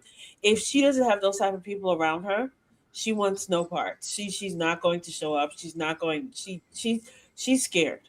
That's why I always say I appreciate people don't understand what Trump did was amazing. Trump went where people hated him, and he did not care. Whatever you want to come in and sit here and question me and give me the hardball questions, I'm gonna answer you. You may not like my answer, but you're gonna get it. That's how you're supposed to handle it. But her, nah, she ain't gonna show up to thing unless Stephen A. Smith. If you seek it, Jasmine Crockett on Stephen A. Smith's show, it's because they worked out a deal behind the scenes. That she'll come in, and you'll notice the questions will be very low key. They might try to add a little bit of tension, but then drop it right back down. That's how it'll be. And to answer Space's question, they had a MAGA version of Renee, quote unquote. They had Ashley Babbitt, and the way they treated Ashley Babbitt from J6, they said the people on the left said she was never supposed to be there, so she got what she deserved. That's what they said about her. So it's very interesting that when people say that Renee Good was not supposed to be there, they get real upset. The thing is, people forget the internet is still here. Like Michonne, I reacted to Jasmine Crockett too, and I was like, you hear her big mouth loud and clear dropping F-bombs when they asked for the moment of silence. But all of a sudden, you want to tell people about humanity? You had zero humanity when they asked for a moment of prayer. Her and her fake crocodile tears always irritates me. I cannot wait till she has no more seats. She's gone back to her life, wherever that may be. Don't bother to go into acting because she's not going to get a Tony, a Golden Globe, or Emmy or Oscar with that fake tears. Because she's gonna be on The View or something. The View will gladly take her. They might take her because but then who knows how long The View will stay on because people are sick of them too. So. I'm just saying, y'all could see her on The View, right? Mm-hmm. I mean, I could see her on The View easily. Her and Marjorie Taylor Greene. Oh, Dion, do you have anything, or you want to keep it moving? Just to say, I'm so sick of all the fakeism. I don't know what to do. All the gaslighting and everything.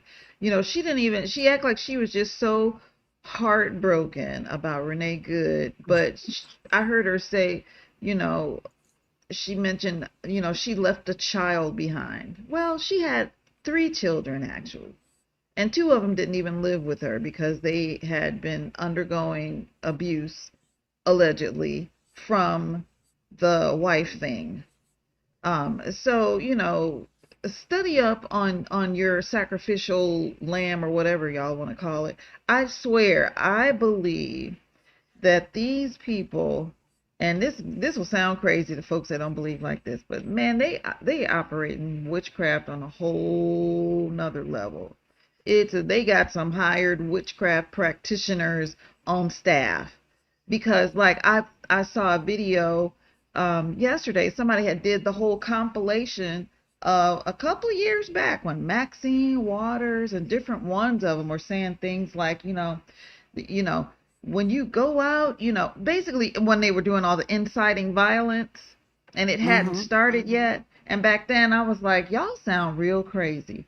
But man, I mean, everything that they said, somebody is doing it now.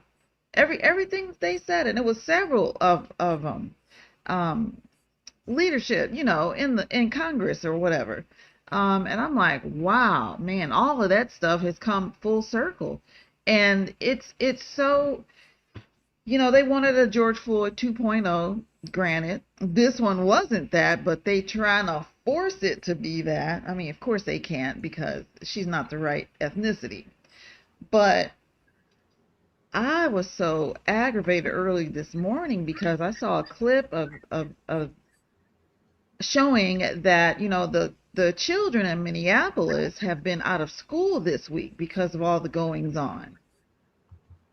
Why are they parading these kids up and down the streets, chanting, ICE get out and F ICE and all that? High schoolers. And some woman running up alongside of them, asking them what they think about all the things, and of course these are babies. They don't know. They just spitting out everything that they hear, like many of their parents do. But it was they talking about really wanting something bad to happen. Why would you let your child walk out into something so volatile like that? We're fighting for change. We want ICE out. All this fakeness, fake concern, but nobody's concerned about the people who are victimized by these idiots that they're trying to get out of this country. No tears for them. Ain't nobody saying their name. I'm sick of it. I'm so fed up. Yeah, man, it's crazy out there, man. Dion, if you can Trying to mute get their yourself mind real off quick. the fraud too. Yeah. We're supposed to forget about all the fraud with all this. Yeah. Oh no, I haven't forgot about the fraud. I'm still on that. I'm still on it. Ditto. We can't let it go. And they're actually they're diving into California now as well. Good. Now, I don't know if you guys heard, but I want to play this right here. This is crazy. Up in North Minneapolis, there looks like there was another incident, ICE versus the protesters. Yeah, it's getting pretty crazy. We'll see how much I can show. They looks like they're trying to force through to control the scene with their vehicle. They're clearing. There's a person arrested, it seems. I'm not quite sure, on the ground. She looks like she's cuffed.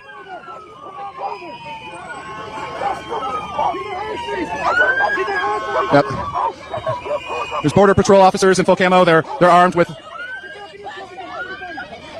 A couple of them have night vision. You can put the microphone. Yes. Dude, what are you doing? What made you sign your house and do this to us? Is your dick that small? Is it? Did your uncle touch you at Christmas? They looks like they're trying to force through to control the scene. Yeah, as more information comes up, I'll see if I can pull it up. But man, it's crazy. Another incident. We don't have a whole lot of information. I was trying to see if I can find something, but looks like the protester hit or at least attacked an ICE agent. Somebody got to mute themselves.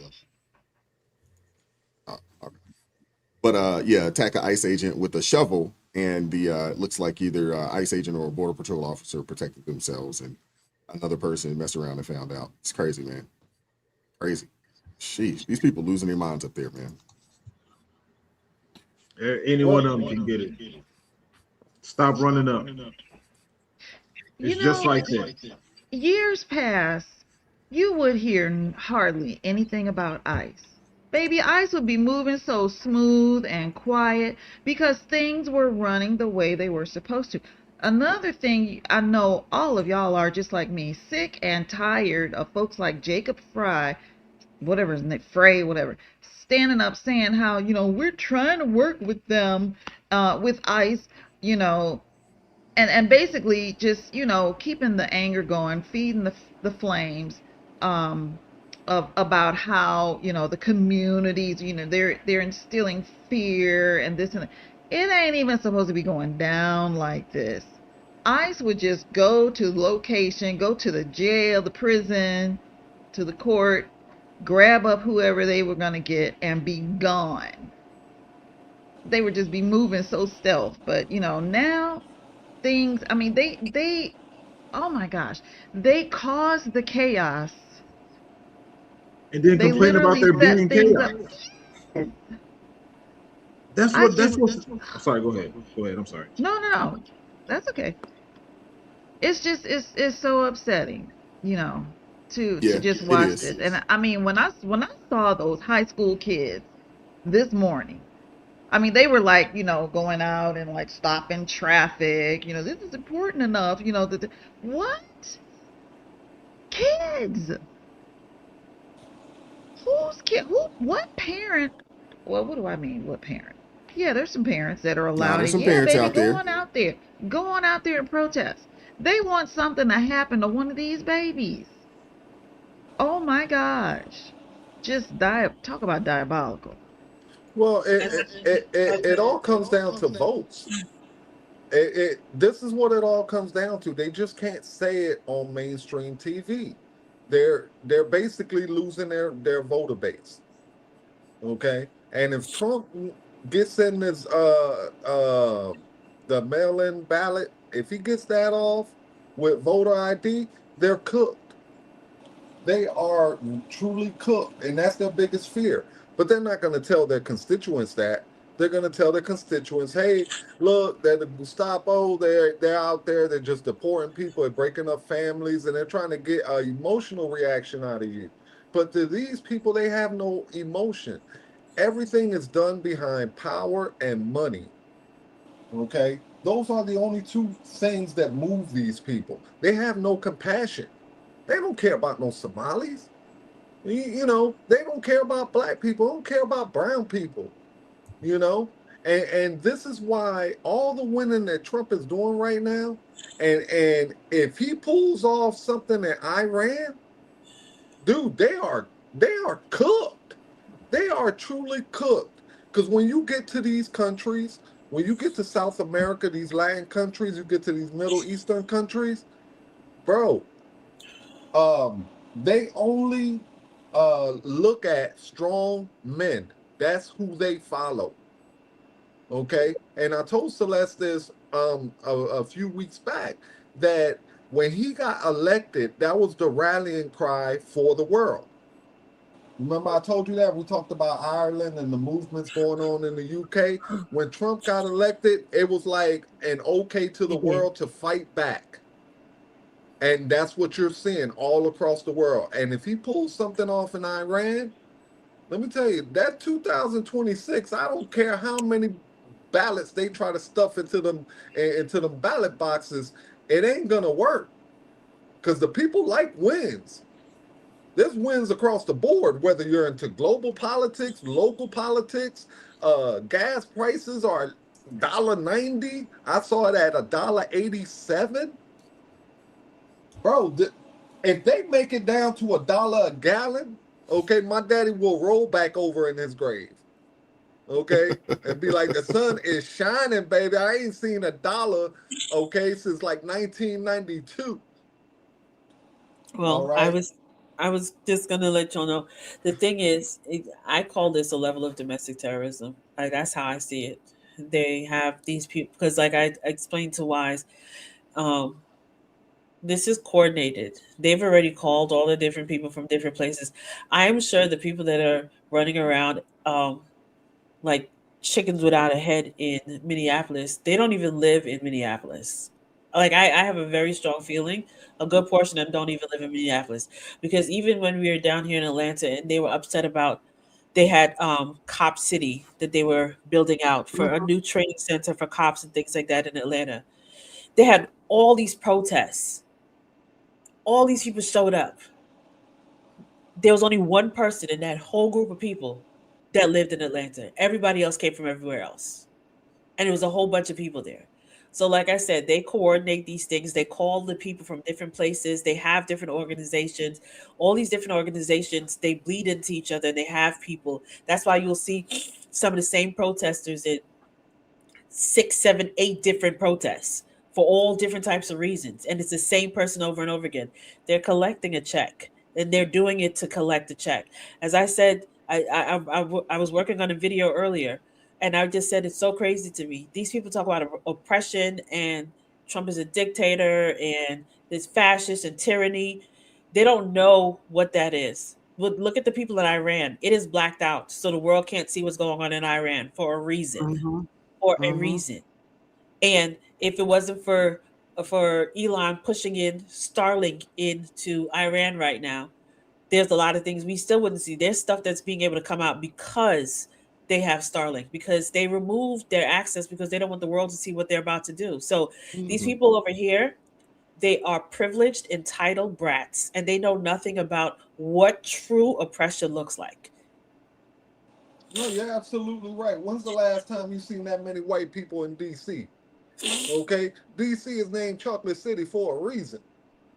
Not anymore. Not anymore. Well, I'm just saying, when Trump sent in them National Guards, I ain't never seen that many white people in DC in my life outside of the monuments.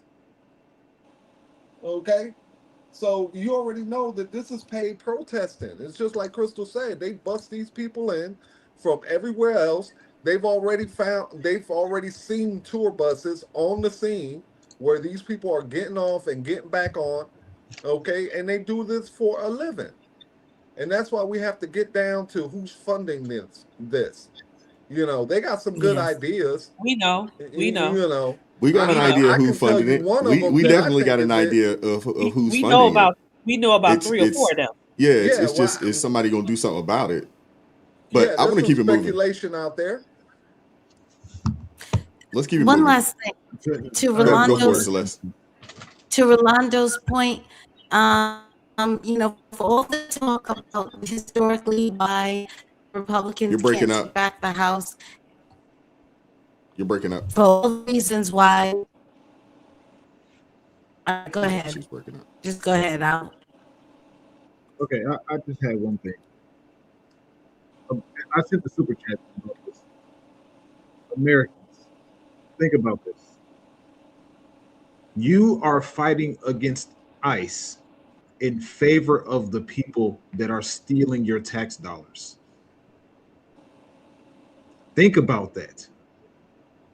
ICE's job is to get the people that are breaking the law out of the United States of America. And you're fighting against them. You're blowing your horns in your cars. You're blowing your whistles. You're throwing snow at them. You're spitting on them. You're charging at them with shovels in favor of the people that are not out on these streets advocating for you. Spaces is because they've been brainwashed. Most of these people went to liberal college and they've been brainwashed to be taught that their privilege equals somebody else's misery. And they should feel guilty about that. They should be feeling guilty about where they were born, who they were born to, what opportunities they have. Hey, listen, man, life is a crapshoot, dude. You know, some of us hit the genetic lottery and we was happen to be born in America. And some others, not so much. But, you know, I'm a card player, bro. At the end of the day, you play the cards that you're dealt. You know, and I don't know where this guilt came from to just teach, you know, these liberals that, hey, bro, you're the reason why I don't have what I feel I should have. So you should go out, be successful, and then whatever you get, you should give me a portion of that. That's not how life works. Okay, God gives everybody talent. All right. The problem is most people don't discover what their talent is before their time is up on this planet. Okay. But God doesn't put anybody on this planet, dude, without the ability to do something. Okay? So people just need to stop complaining about what they don't have and be happy about the things they do have. Let me read a couple super chats and we're gonna keep it moving. Shout out to Hunter. Did we read this? No, I guess not. With the $10 super chat says, not only that, Ro, but I just seen an article where players on GTA Grand Theft Auto Online is making custom modes or custom game modes where you are the Robertsons on, where you are Robertson on a rooftop. Okay, that's crazy. Wow, that doesn't surprise me though. Shout out to D Siri with the $10 super chat says they're scrambling so hard to demonize this side of the aisle before the midterms. It's all performative nonsense. Yeah. And shout out to what is that, SNK fan coming through with the $2 super chat, said acting a fool and not a Somali in sight. No, I don't see any Somalis, but there are some black folks that probably shouldn't be out there protesting. But I want to play this for you guys, and we're gonna keep it moving. Give you all a little secret, since nobody wants to say it out loud. Those countries that you fighting for, secretly, they don't even like you. Do you realize how many people talk bad about Americans? How many of them mock us? And this is why we tell y'all to stay y'all black ass home and don't go out there protesting and shit. So there was a black man who went out to protest with the Venezuelans that's in America. He went out to protest with them and show his love and support and how he disagrees with what Trump has done. And Country,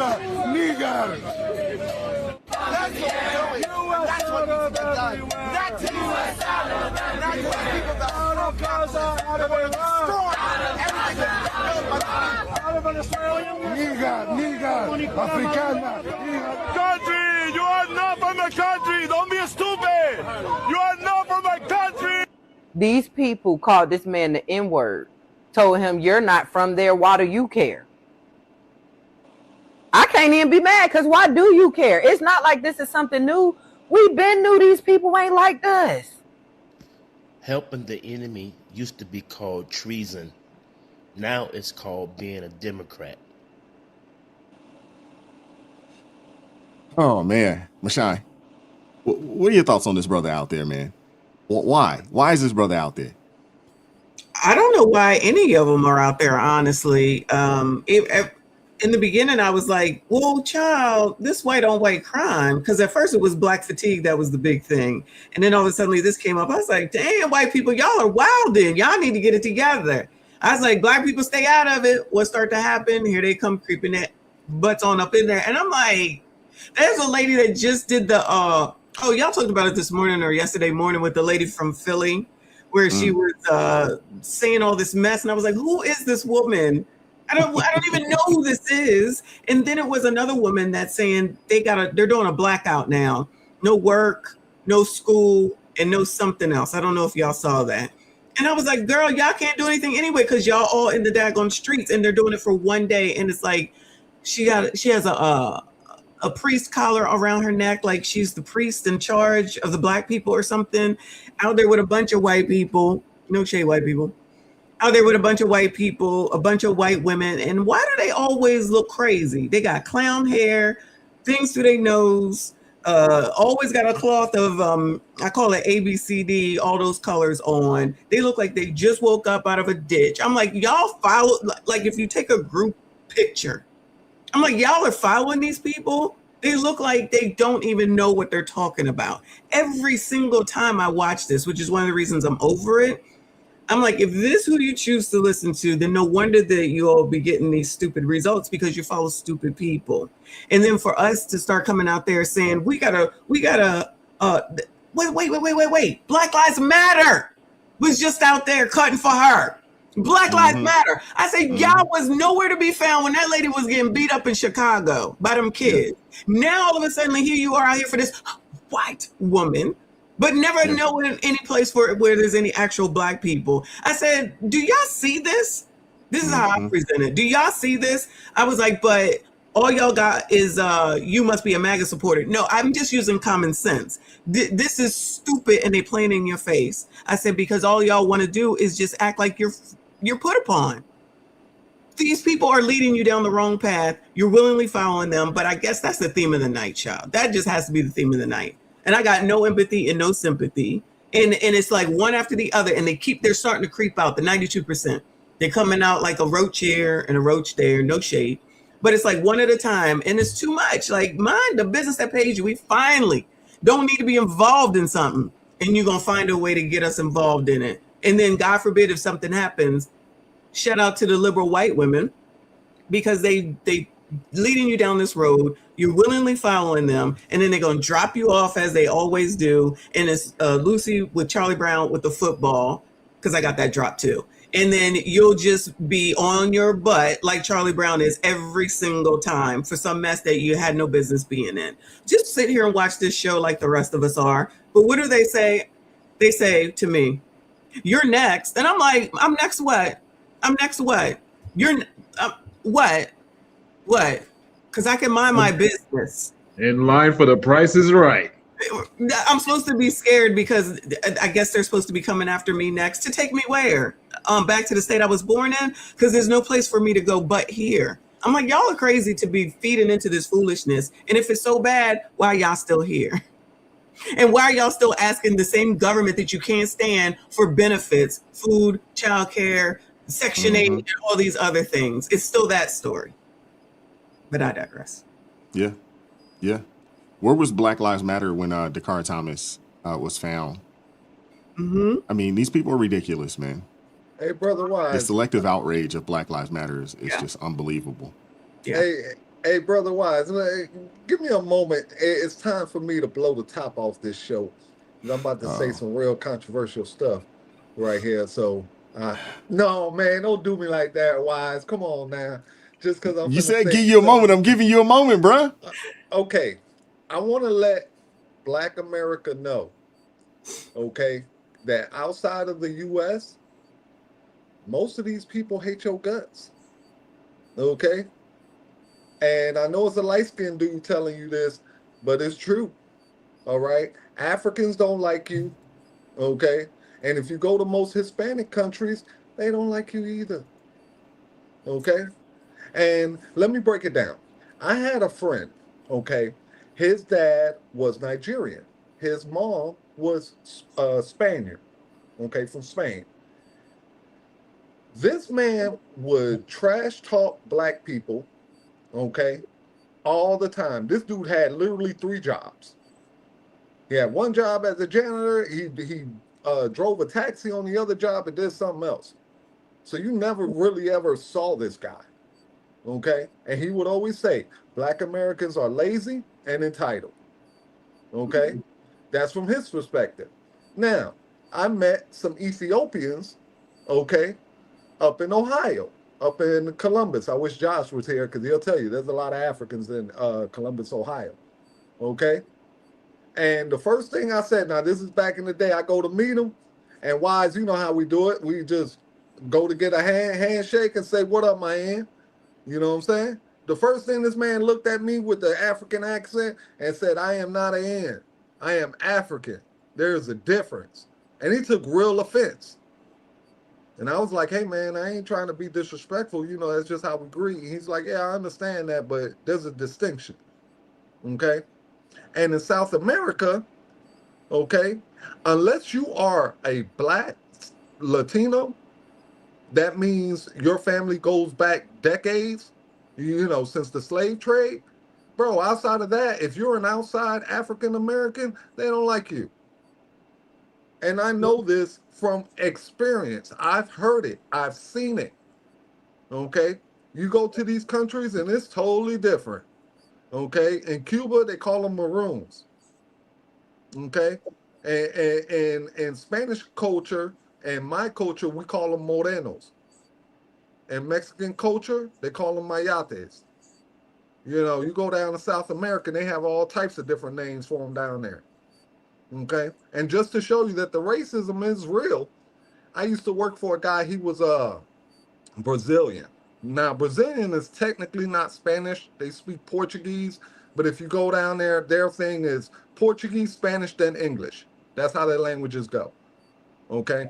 So this guy married a Puerto Rican wife. He has a company with about 50 employees. All his employees are Spanish. Every single one. Even on the outside looking in, you will see some black ones, and you will say, no, how is he racist, dude? He's got some black employees.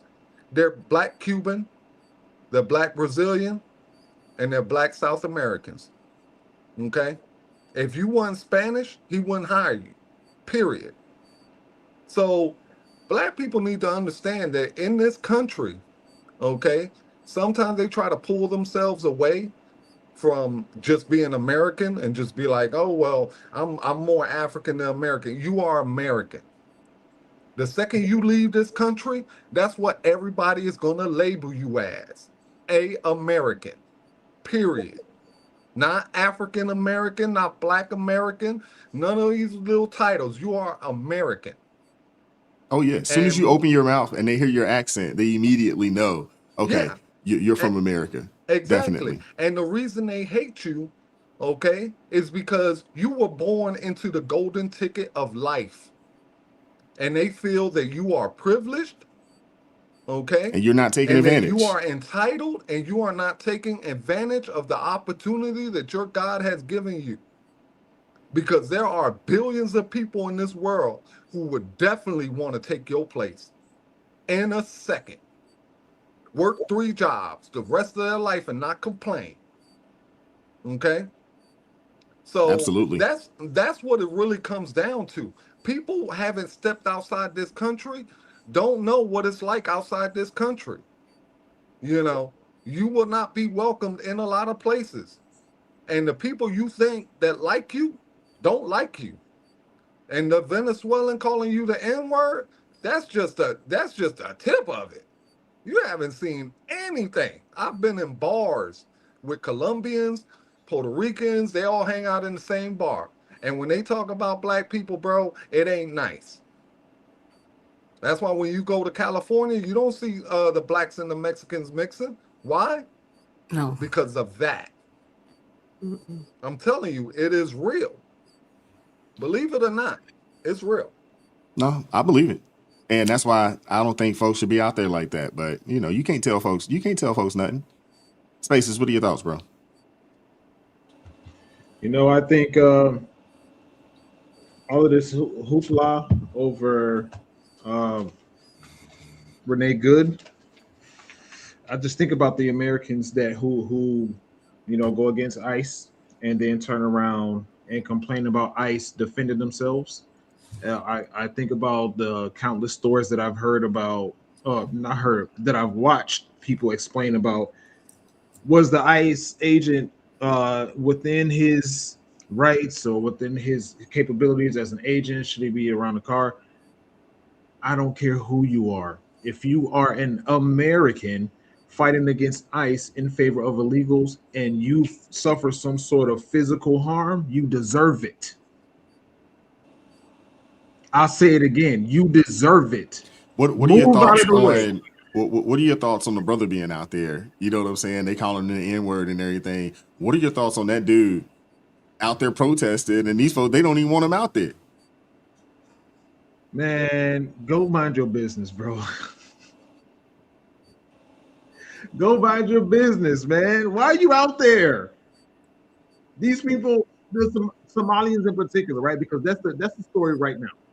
Somalians right now they only align with you when, as far as being black, when it benefits them. As soon as you can say that about a lot of different groups out there. You can say that about, you know, a multitude of groups out there that, you know, they'll align when it benefits. Yeah, and I'm just, you know, specifying the Somalians because that's the hot topic right now. I've heard it with my own ears. I'm sure ears. We've heard it. I'm sure we've all heard it with our own ears and our own experiences in life. Nigerians only call themselves black when it comes time to talk about some sort of reparations or some sort of financial gain, some sort of benefit. All of these other people only call themselves black when it comes time to get some money. But as soon as you start talking about the negative things, oh no, that's not us. No, those are American black people. That's not us. Go home, bro.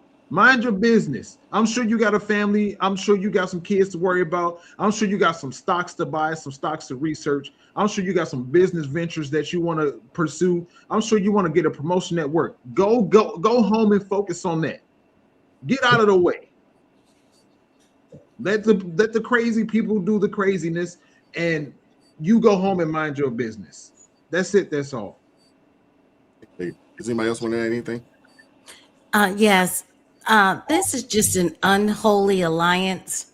These white women are out here fighting, not because they are so in love with the Somalians or any other immigrant population. They're out there because they're using this issue as a way to attack white men. And they're trying to drag black people into this for exactly that reason. Because not because black people are in love with the Somalians or any other immigrant population, but they want to use what they think is our hatred or dislike of white men, and they're all using these issues as a way to attack what they think is the real oppressor or who is oppressing them. So this is a bunch of people who are, this is all for show. It has nothing, because if they had this kind of care about Somalians, we'd have heard about this years ago. This is only that this is a convenient way for them to go out and attack who they really want to attack, which is the white man, because they feel like it is the power. Once they attack him, then they can rip down and destroy what they believe is his power structure. That's what this is. I was gonna say, just a few short things. Number one, that black guy was on the wrong side because he thought the Venezuelans were against what Trump did, and that's why they were calling him all those names, because he was fighting against what Trump did, and those Venezuelans were celebrating. Many times over, Americans think that they know what is going on in other people's countries, and they have no idea, but they think they know because they're so entitled and privileged. So they think everybody. When you look at the rest of the world, people are celebrating Trump, but the liberal Democrat movement have people thinking that the world is laughing at Trump. No, the many nations want Trump as their president. They wish they had someone like Trump to help eradicate what is going on in their countries. So that guy went out there thinking, because as the video said, he was going there to stand with Venezuelans against the Trump's movement, but he was on the wrong side because the Venezuelans are celebrating because they got out from under the thumb of Maduro. That's the Hey, same way as Crystal. many people Hey, are fighting hey, against. Crystal. You know why Spanish men love Trump? Because of that word you use, machismo. Yeah. Um, what do you call it? I think they're fighting with. They're fighting. They're not standing up for Iran right now, and the Iranians that are living here in America are watching that too. So again, they find themselves on the wrong side of the situation, and mind the black business that you own. How about that? That's just how I see it. Mind your own black business. That's what you're supposed to do, because you're not supposed to be in everybody's thing. And the thing is, a lot of times black people like to run out ahead and try to be the voice for everything, and it is not your fight. Sometimes you need to know how to take a seat, sit down, mind your business, and let the people fight who want to fight. That is not your business, because again, so many times we've seen people get hurt or people get in problems because they put themselves in a place they don't belong. Renee put herself in a place that she did not belong. Now, let have been a black person, the whole I think every city would have been burnt down by now, which I wasn't in the mood for. But I'm thankful for all the black people that are getting on social media and telling everybody, mind your black business. And I won't say all Africans and people from other countries don't like black Americans, because there are some people that do like black Americans. But the thing is, for the most part, they do differentiate themselves, because I had someone here who told me, when I said, she was like, I've never worked for a black woman before. And I was like, well, it's great. And she was like, well, no, I'm not black. I'm African. And I was just like, what? I'm confused. Very confused. But so you have to be careful. The thing is, you're picking up arms for the people that literally have been defrauding the United States, defrauding all of you and laughing in your face. I don't understand why people are even trying to fight that fight. Well, Crystal, I would disagree on one little thing. I don't. I think they like more the culture than the person.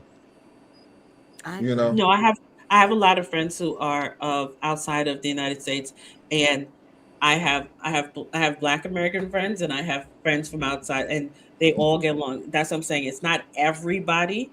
There's bits and pieces of people that are like that. It's not everyone. There are people who are like that, and there are people that aren't like that. Yeah, because I've met my fair share of plenty of Africans, be it Nigerians, Guyanese, just pick one, a few Kenyans in there. And they basically, the older generation, that's how they feel. Now, the younger generation is a little different because they're influenced by our music and, the other things that we do. Like we inspire Afro beats and things like that. So I think the newer generation is maybe a little more welcoming. But I tell you what, the old heads, no. All the old heads I I've think it ever depends met on where was you like, are. no. I think it depends on where you are in the world. And I've been fortunate enough to travel and see a bunch of places, and it's been love. Most places, it's been love. And a lot of folks do rock with, Americans when they see us. Some of it could just be the fact that they want to get some dollars. But I mean, I've been a lot of places. It's been love. But let's keep it moving. Couple super chats, and we'll keep it moving. Hit the like button for me if you haven't done so already. If you're watching on the cell phone stream, just double tap the phone. Or if you're watching on TV, you can hit the like button as normal. Shout out to Rochester with the $10 super chat. Says, I'm a veteran who went to college late. White female liberals. Shaking my head. Yeah. There's something else. Blue Sky with the $5 super chat says, follow the money. Those that are funding these movements are against capitalism and freedom of religion. Yep. And shout out to Frederick Howard coming through with the $5 super sticker. Appreciate you. We're going to lighten it up a little bit. This young lady tells a story about going to the club. So more relationship based. Out, got into an argument with a man. Got to arguing with him and stuff like that. And then I guess like he tried to get physical with her. So she ended up leaving the club or whatever. Her friend stayed, she left. She ended up texting the guy that she was dating, telling him about what was going on. Instead of him jumping to her defense, he said, first of all, you wasn't even supposed to be there tonight. Yeah, now that's Secondly, why would you argue with the man in the club and I'm not there? Yeah. Third of all, why would you argue with the man in the club? Period. You don't know this man. You don't know what he got outside in his trunk. You don't know nothing. So basically, he told her, you're wrong. You don't listen. You're at this point, I don't even want to deal with you no more because you won't even allow me to leave. You don't listen to nothing that I say. I'm not about to lose my future. I'm not about to lose my life because I'm defending you when you decided to be dumb in that moment. So, Okay. I want to start with one of the brothers, Spaces. What are your thoughts, man? You breaking up with the girl? 1,000%. That she's at the very least she's on the chopping block, because you don't. One of the things that women go wrong when it comes to relationships and specifically the dynamics with men is men need to handle men. You take a back seat when it comes to a situation, when it comes to you potentially being in danger, some sort of physical or verbal altercation coming on, because I've seen it myself with my own eyes. When a dude was about to turn up or even come and talk to a girl, and he happens to see the guy that she's with like walk up on her or hold her, like put his hand around her waist or whatever, and dude is like, he walks away. But if you are at the same time, if you are arguing with the man, that tells me that you don't respect me. That tells me that you are willing to run your mouth and put me in a position where I may have to put my life on the line for you, in which, heavens forbid, the situation escalates, I lose my life, or I get some sort of serious injury. You're gonna be on to the next man. So absolutely, she's on a chopping block for real. And it's crazy because I was at that live show. I was there in the audience in that show. Mm. Yeah, that was fun. That was fun. But no, yeah, no. What you do is you let me handle that. A situation starts popping off, a dude gets in your face, or even a woman gets in your face. I'm gonna do like this to your stomach. You get behind me, and we're gonna either leave. I'm gonna diffuse the situation, or we're gonna move to a different part of the venue of wherever we're at, so we can continue enjoying our night. You don't say nothing. I'll figure this out, and then whatever comes afterwards, then we'll talk about that after we're out of this situation. But don't embarrass me and try to argue with another man. Indeed. Michonne, what are your thoughts? I absolutely agree with the breakup, of course. But there's a lot of women that have the attitude of, you're not gonna tell me, another drop, where they're in charge. And that's, in my opinion, a lot of part of why there's so many issues with relationships, because women want to be in charge of men. But when we've seen these situations happen before on like news programs, the one that comes to mind is the girl in the bodega in New York, where she couldn't afford 25-cent bag of potato chips, and the man wouldn't give it to her for free. So she goes and gets the boyfriend to come in, and now he's taking on a body here. And the fact that there's dudes that just come into a situation blind on the strength of what some woman allegedly said, and it's like, why would you be out here? I would never argue with a man. I wouldn't even get to be that far to even have an argument, especially if I'm by myself. So why? Well, I know why.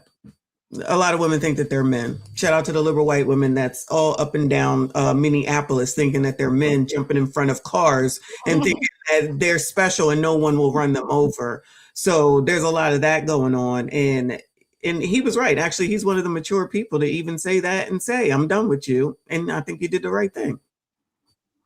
It'll be something else soon enough. If you're going to be arguing with a man, there'll be something else soon enough.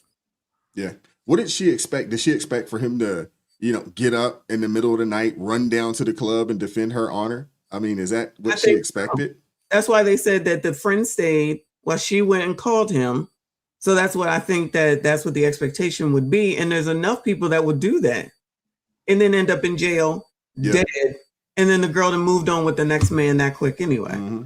I was going to say that. How many brothers have crashed out over some woman, more times than not, something she instigated or lied about or over exaggerated, and now that brother is either locked up, he done caught a body, or he in a casket somewhere. It's ridiculous, man. Or ridiculous. Stuck against the law, fighting cases, can't get his life together. He can't get his money together because he's paying lawyers while she's out having fun with the next man. Yeah. Because they move on quick. They move on quick. The only thing that gets me out of bed at 2:00 in the morning is some booty or a tragedy. You know what I'm saying? So you better, you know what I'm saying? That's the only time I'm moving at 2:00 in the morning. I'm gonna tell you right now. Welcome back. So but what'd you say? What'd you say, Uncle Ro? What's gonna get you out of bed? Booty or a tragedy? Another t-shirt. I do not like the sound of that, bro. You better be giving me some booty or somebody better have died. You know what I'm saying? Because, bro, I ain't Trump. I ain't on vampire time. You know what I'm saying? I'm asleep at 2 and 3 in the morning. This guy, man. You know what I'm saying? But still, don't get me wrong, Wise. If I get that call, the only thing I'm gonna do, dude, is I'm gonna be a man and I'm gonna compartmentalize and I'm gonna put her in the little toy section. You know what I'm saying? Because, dude, I ain't gonna throw away. You know what I'm saying? I'm like a monkey when it comes to women, bro. I don't let go of one branch until I got a hold of the next branch. You know what I'm saying? So, yeah, I'm going to keep her around, bro, because good booty's hard to come by. But I won't be taking her seriously. You know what I'm saying? Because, dude, I ain't showing up to fight nobody. You know what I'm saying? Because, dude, things is hard enough when you're not looking for problems. I'll give you this story right quick, right? A friend of mine at the time, she was a friend with benefits. She called me up. She said, listen, I want to go out tonight, have some drinks. I said, all right, that's cool. So she picked a bar not too far. We're in the bar. We sitting there all night, having some drinks, taking some selfies, putting it on social media, having a good time. You know what I mean? The end of the night come, I step to the bar to pay the tab. As soon as I walk to the bar, dude, 3 guys walk over to her and just like start talking to her, dude. And all these guys were over 6 foot, close to the 2. Some of them were over 200 pounds. You know what I'm saying? I'm 6'1", but I'm about 180 pounds. You know what I'm saying? So anyway, I pay the bill. I come over. I say, hey man, can I help you?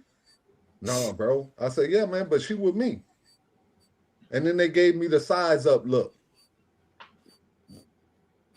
All right. So anyway, I moved the conversation from there. I say, hey man, where y'all from? And they say, oh, we from Jersey. I say, I'm from Jersey too. They like, what part? I'm from Newark. You know, which is known as the rough part. So they know I got some hood in me. All right. Now, mind you, we go to walk out.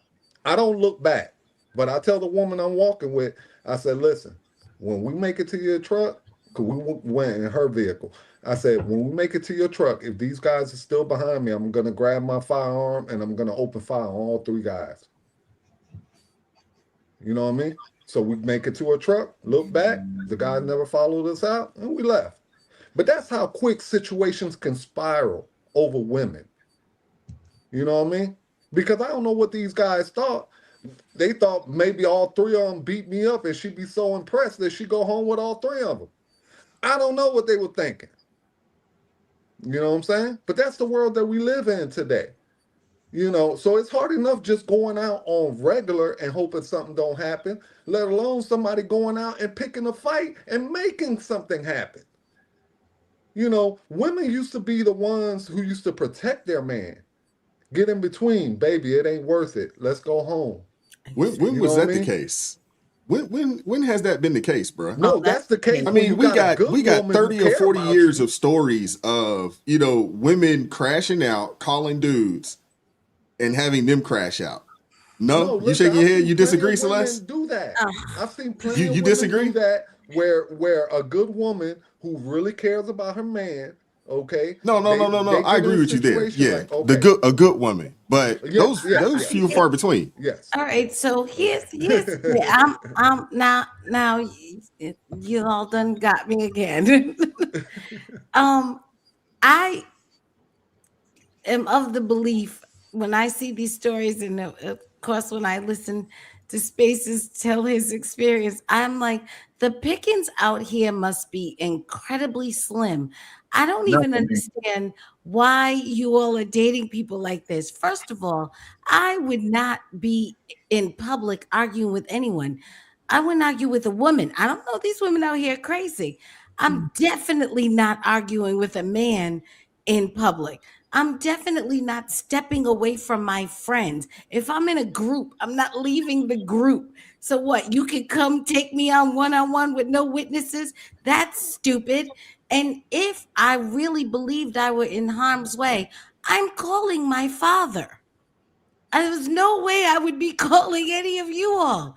I'm concerned that as a man, you are taking calls from women that you are not married to have these life-altering defense events. Now, I can understand, Rolando, your situation. It's one thing if you're walking somewhere and somebody's behind you and you you and the woman are under some threat.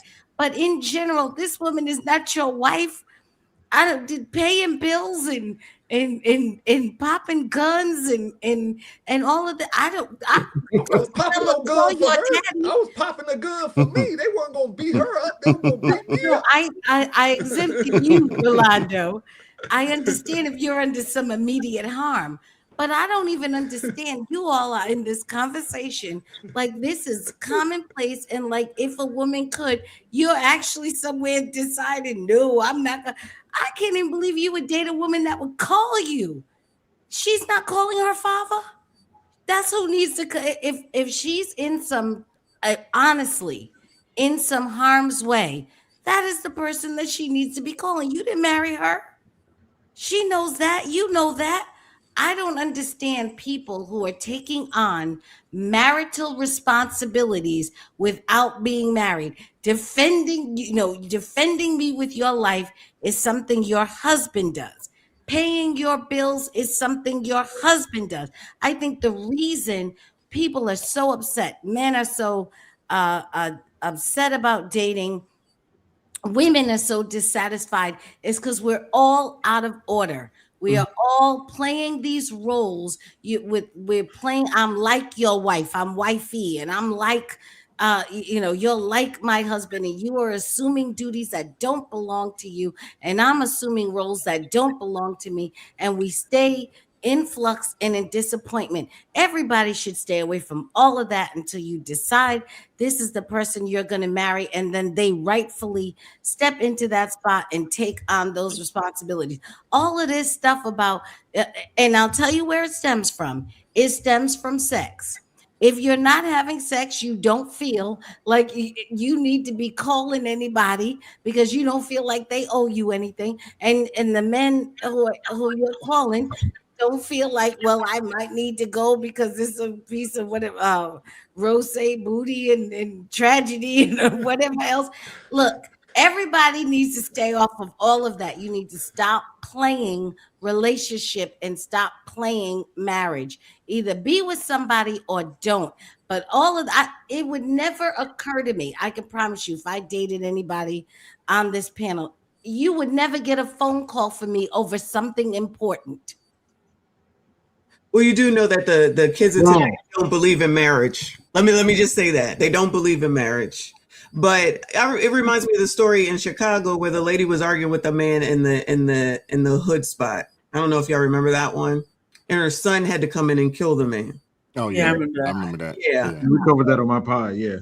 Yeah. So it's like, why are we arguing with a man? I agree. Like that's the part right there that stems it all off. Just like the girl that was in the store arguing over 25-cent bag of potato chips. It's equality stuff. That's what I think. It's everybody's equal, which I keep telling people we're not equal. We're equal with rights. We're not equal. Men are not women and women are not men. But I feel like, especially since I don't even know what happened with this transgender thing. People are like, you can compete with me, but then I'm mad when I lose, but I'm letting men compete with me. So I feel like people are psychologically stupid and not trying to improve that at any moment. Why would you be arguing, just like you said, with anybody, let alone I'm not, as a woman, going to argue with a man because he can slap me at any moment and I'm going to be down. That's just how I think that's going to be. So on that altogether, let alone a woman as well, because it's just not worth it to me.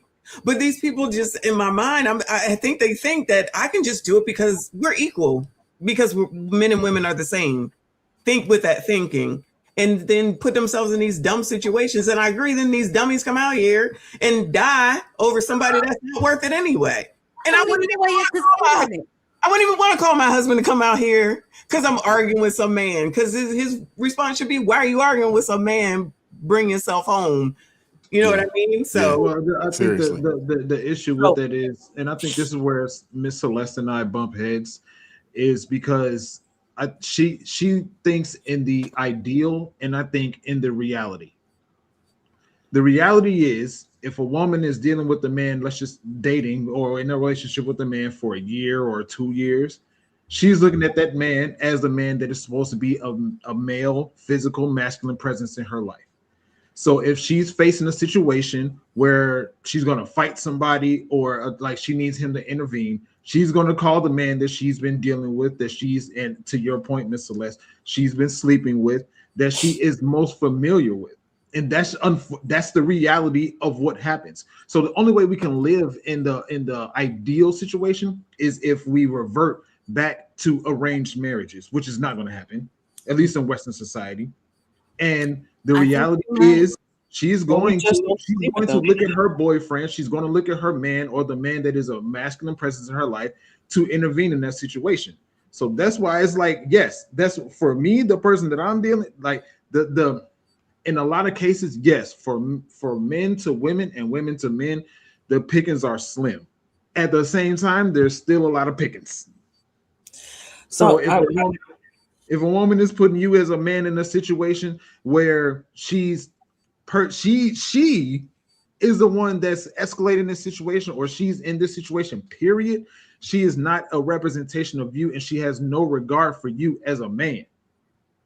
Because you as a man, in order for you because you're a man, you have to be willing to defend her, period. So period. I'm gonna go back. Pre-Jesus Crystal, that was in her 20s, didn't know Jesus that well.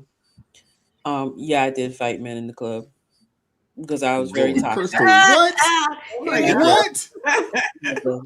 What? No, Crystal. I ain't called no man. I handled it myself. That surprised y'all? If you got out of order with me, it don't surprise me. And you tried me, I'm not playing. Like, why are you touching me? I didn't give you permission to touch me. Why are you touching me? That was pre-Jesus Crystal. Listen, pre-Jesus Crystal. Crystal is a musher. She's the one that get close to you and give you the 5. No. No. I'm talking about like the whole palm. She the whole palm type. you be arguing with Crystal, and Crystal would just do this. And you be like, where that come from? Crystal, don't put no hand on nobody, because my daddy said don't put your hand on no man. No, I'm talking pre-Jesus Crystal. I'm talking about pre-Jesus Crystal. Okay. If you don't put your hand on me, I'm not touching you. But the minute you touch me, I'm gonna come back. That was pre-Jesus Crystal. So as a mom, I'm very cognizant of the type of women, because I remember that toxic trait of me. Now back then, I didn't care about anything. I really didn't care. So Michonne said, and that whole transgender thing, I had to fight a transgender person in the club one time because he thought she was a she, and he stepped on my shoes, and I was upset, and I was like, I'm not playing with you. Like, I don't care how big you are, I will knock you out. And I got a beer bottle, broke the beer bottle. I'm like, I'm not playing with you. Who right? are you? Oh, wow. Who are you? Jesus saves. Hey, Wise, can I address a couple things from the chat? Quickly. Yes. I just want to tell Debbie that yes, I am 6 foot. I'm actually 6'1". She thought I was 6'2". I'm 6'1", 180 pounds, and yes, that's true. Okay, and to the other lady who is older than dirt. Okay, and they're talking about that I'm a punk. Okay, yeah, you can scroll through the chat if you want to see the little comment. Stop, Rolando. Come on now, Ro. At the end of the day, no, I just want to address this. I'm not going to attack her. Rolando, all let me I'm going to say is this: please. when it comes to the story that I said, like I said, that was one of those situations where you have 3 guys who are 200 plus pounds. Okay, jumping onto one guy, they can kill a guy. One guy attacking one guy can kill someone, let alone 3. Okay, that is true. So before you go to playing out and saying, "Hey, you wasn't there," okay, and also understand that I do have a lady with me, so things could have got really ugly. I thank God I've been a gun owner since I was 22 years old, concealed weapons, the whole 9. I've never had an incident. And I hope I never will. Okay, this ain't about trying to prove who's the baddest or whatever. This is always about protection. Okay, and protecting yourself doesn't mean that you're not a Christian. So, okay. So what I was saying is, after, I never called a man. And Celeste is right. I would have called my daddy or my uncle real quick, but I wasn't calling no man, even though I was in relationships. I was going to handle it myself. And then when I caught myself, was a girl, this is when I was living in Florida. She gave a guy, this is when things just started. I started seeing the change in life, because a girl gave a guy her wrong number. Like, she gave him a fake number, and he called it right in front of her. And then he shot her in the face. He shot her in the face. Whoa. Yes. I remember this. This is when I was living in Florida. This is South Florida, and this is what happened in South Florida. And I remember, once I heard that, it was like, I was like, oh, hold on, I'm playing with my life out here, fighting men, fighting trans. I'm fighting all these people. I'm gonna need to chill out. I was like the little bodyguard when I would go out with my girls and stuff like that. But then I was like, hold on, I'm playing with my life. Now people are, because life started shifting and people now started pulling out their weapons for something stupid like giving somebody the wrong phone number. He shot her in the face for the wrong phone number. So after that, I was just like, you know what? Let me lay low. And that's why I said now as a mother, I look at my son and I let him know when I see toxic traits in any girls that he's dating, because that's a toxic trait for a girl to get into some beef with some guy and then call you to come and deal with that situation. That's a very toxic trait. You ain't supposed to be arguing with no man. Like I said, the place that I was in, I was not in a good place. So me trying to fight a man and so on and so forth, that's because I was not in a good place. So I didn't care. So seeing that in another girl around my son and knowing that you're putting that man in danger. And ever since after that, when I'm in relationships and things, I'm not arguing with no man. I will walk away from a situation because in my mind, I have too much to lose. I have children to live for. I have things to do. I have too much to lose to be busy fighting no man, fighting no woman, fighting no trans. I have no time to be fighting nobody. That was 20s when I didn't know any better. But now I'm older, I'm wise, I'm not going to do that. And I will lead my children the correct way. So I agree that he should dump her because she's absolutely right. Why were you in the club fighting? Why were you in the club, first of all, without me? Why were you in the club arguing with some man without me? Why were you even arguing with a man? Like, why were you doing all those things? And I agree with Celeste where it is where, because people have that idea of we want wifey and husband benefits without having that type of relationship. And that only comes because you're sleeping with that person. Because once you start sleeping with that person, you really think that now this is a whole nother level. When you remove that sleeping aspect out of it, you treat it as I'm just dating you and trying to see what kind of future I have with you. I'm just curious, man. It's like when it comes to what Rolando just spoke on, everybody except myself, I don't say everybody, but the people on this panel,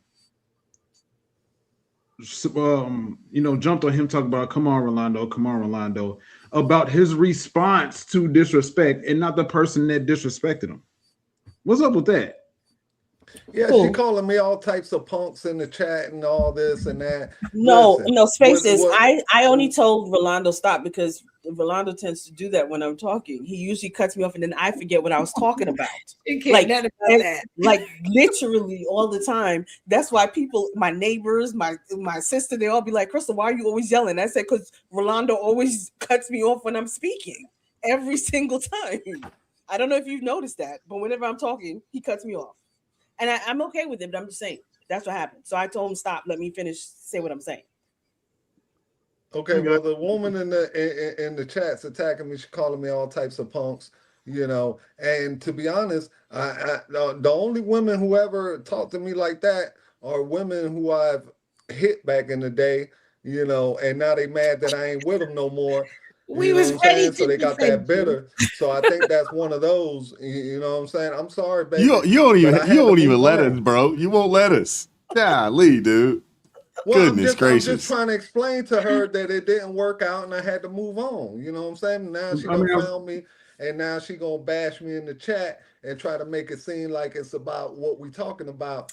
But it's not. I could tell she missed me. Let me get into super chats, bro. Shout out to Frederick Howard with the $5 super chat. Says the Cheryl Underwood interview with Shannon Sharp needs to be looked at. She broke it down. He leads. I don't know if you guys had a chance to see that. That's actually a pretty decent interview. Shout out to Rochester coming through with the $10 super chat. Says, after listening to this, I think I love black women. LOL. Where's the nearest Baptist church? Goodness. Uh-oh. We're going to keep it moving. Hit that like button for me. What? I saw Candace last night at pre-baby with some other nigga. What nigga? Her dude? No, another nigga, like I said. No, she was in that motherfucker, man. arms like this, sipping out of each other cups and some more shit. I'm like, damn. My Candace? Yo, Candace. And she saw me and started trying to cover up her face and hand and shit. But I'm like, hey, I did this like, ain't my problem, ain't my business. Ain't like you cheating on my brother or best friend or no shit. But damn, that's crazy. Her and that nigga been together that long and she out it. Then she in a public place doing it. Like, that's how you ran across me. Tugged up. Yeah. Yeah. With another man? Another man. Your friend. Okay. Yeah, nah. Shit. Yeah, you can't hang with her no more, man. No. Why I can't hang with her no more? She on some cheating. You a married woman, and you know what I'm saying? Perception is everything. What got to do with me? Everything. Birds of the feather flock together, right? That's not true. I'm a grown woman. You a grown woman that can be, that's enabling another grown woman to feel it's okay to cheat by you hanging around. I didn't know she was doing that. Second of all, well, now you know. Okay, but you and I doubt if you don't know. Every friend tell their girlfriend what they doing with their little scandals and shit. First of all, we've been friends for 15 years. I don't go for you been friends for a lifetime. You can't hang with her no more, Ashley. What? Stanley. Ashley, listen. What do it look like you as a married woman walking around the city with a woman who don't respect her union with her husband? How you know if he respect their union? This ain't about him. I'm talking about her. How you know that ain't no open relationship? No open marriage. Who trying to break up their marriage? I'm telling you, you can't hang with it. I'm not saying I'm finna talk to the nigga about what I seen Candace doing. I'm saying you can't. But get about association, Ashley. It's no telling how many motherfuckers knew her nigga in there and knew. Is he wrong? I'm gonna start with you, Crystal. I want to give you the first word on it. Is he wrong? Should the man? I felt like you were coming to me. I just felt it in my spirit that you were coming to me. Listen, I don't want nobody telling me who I can and cannot be friends with. I mean, I know that's my husband or whatever, but I don't want you telling me who I can and can. Maybe that's why I'm still single. Okay, can I ask you a question? If you are out and about and you just happen to see his friend that you know is married and y'all have hung out and he is out cheating on his wife, you're okay with your husband continuing to rock with that dude when you know that's what he about? Depends. It depends. And it's the same thing for me. It would depend for my husband for me. Because if I know my husband's a stand-up man and I tell him that his friend is cheating on his wife, you should leave that up to see what his actions are. That's what I'm saying. So him telling his wife, you don't need to be friends. You should have let her to be able to say that, that's not the type of character that I stand for. I need to have a conversation with her and get down to the nitty gritty. But to just basically say you're not hanging out with her, that's a lot. You need to see that for yourself. Because I would have looked at my man and be like, I saw so-and-so with out there with some girl. And I would have watched his actions and see how he handled that situation before I talk about you can't hang with him. That's what I mean. Because if you have no trust in your spouse, that's problematic. Just because that person cheating, does that mean I'm going to cheat? No. I'm about to ring that person up by the collar and be like, what are you doing? Why are you out there doing that? I'm going to be the friend that I'm supposed to be, which is if we've been friends for 15 years. I'm sorry. I just had a flashback of something like that happening. If we've been friends for that long, I'm going to talk to you as a friend and be like, what are you doing? And counsel you as your friend and talk to you about it. I'm not going to turn my back on you because you did something wrong. That's what I'm saying. I'm not going to turn my back on my best friend that we've been friends for 15 years because you did something wrong. I need to talk to you, see what's going on, and try and help you through this before you destroy your whole entire life. But for me to just turn my back on you, I'm not going to do that to somebody. They've seen me through all my mess wise, and I have a lot of mess. So it's kind of hard. They've seen all my mess. It's kind of hard for me to turn my back on people who see me in all my mess. It's not pretty. Okay, understood. One of the fellas, bro. Don't be too long-winded, though, bro. I'm giving you. Don't be too long-winded, though. No, I'm not. Well, the only real thing I got to say about this is the shoe was on the other foot. Women would be screaming it from the rooftop. You can't hang out with him. He's a bad influence. He's a dog. Birds of a feather. I've heard it all. Women in the chat right now are saying no, I wouldn't let my man hang out with another man who does that kind of stuff. So there's plenty of women, okay, that's verifying what I say, because I see heads shaking up here like now all of a sudden the panel's full of bobbleheads. You know what I'm saying? Because all I see is and bro, no, listen. If you're a married couple, okay, depending on what your religious beliefs and everything else, everybody's gonna have different standards, you know, of what they friends should look like. Okay. So if you're more of a religious person, then you're more inclined to say, hey, you know, if you have male friends, or the wife, if you have female friends who, you know, conduct themselves in this way, then I don't want you to be around them. And that would be a legitimate thing. You know, but if the wife has girlfriends like this, and let's just say the guy got some thugs or some low lives as friends, you know, because he known them for 15, 20 years, is that cool too? You know what I mean?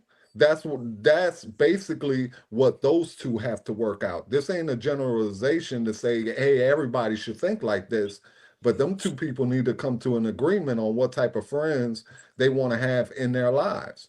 You know, because I grew up, I was on the wrong side of the track. I got plenty of friends who shady, real shady. You know what I mean? So if you want me to be friends with them, or let me be friends with them, that's cool. But if you told me, hey, I don't want you to be friends with them because of their past and what they've done, then don't be surprised when I put the same restrictions on you. Celeste, you disagree? Well, I wanted to go after Spaces. Oh, go for it. If I can. Uh-oh. Go for it. Okay. Uh-oh. What the heck? What's going Go on ahead, go here? after 'em. I'm waiting. I want to hear this. No, I just wanted to hear what Spaces had to say first. Oh, okay.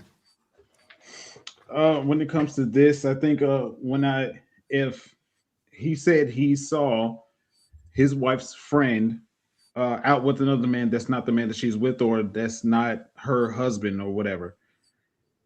And I think birds of a feather. I think when it comes to these kinds of situations, if the person, the idea of cheating, check this out. The one idea that I've shown that's been proven to me to be true far more times as a yes than a no is show me one person, show me in this particular case, show me one woman that's high that hangs around 9 single women, and I'll show you a 10th single woman. I think birds of a feather. I think in order for you, it's more than anything, in order for you to be successful in what it is that you're practicing in life, you have to surround yourself with the people that are practicing what it is that you're practicing. So, and on top of that too, is a man supposed to be the leadership or not? And I'm not saying, I don't mean that to say that he's supposed to be a 100% dictator. What I say goes. You're not a person. You don't have any say so. You're not a person. You don't have your own personality. You don't have your own autonomy. I'm not saying that. At the bottom line is, I see you hanging out with this person that cheats on her husband, and you telling me that you're not going to listen to my direction when I tell you that you don't need to be hanging around with her?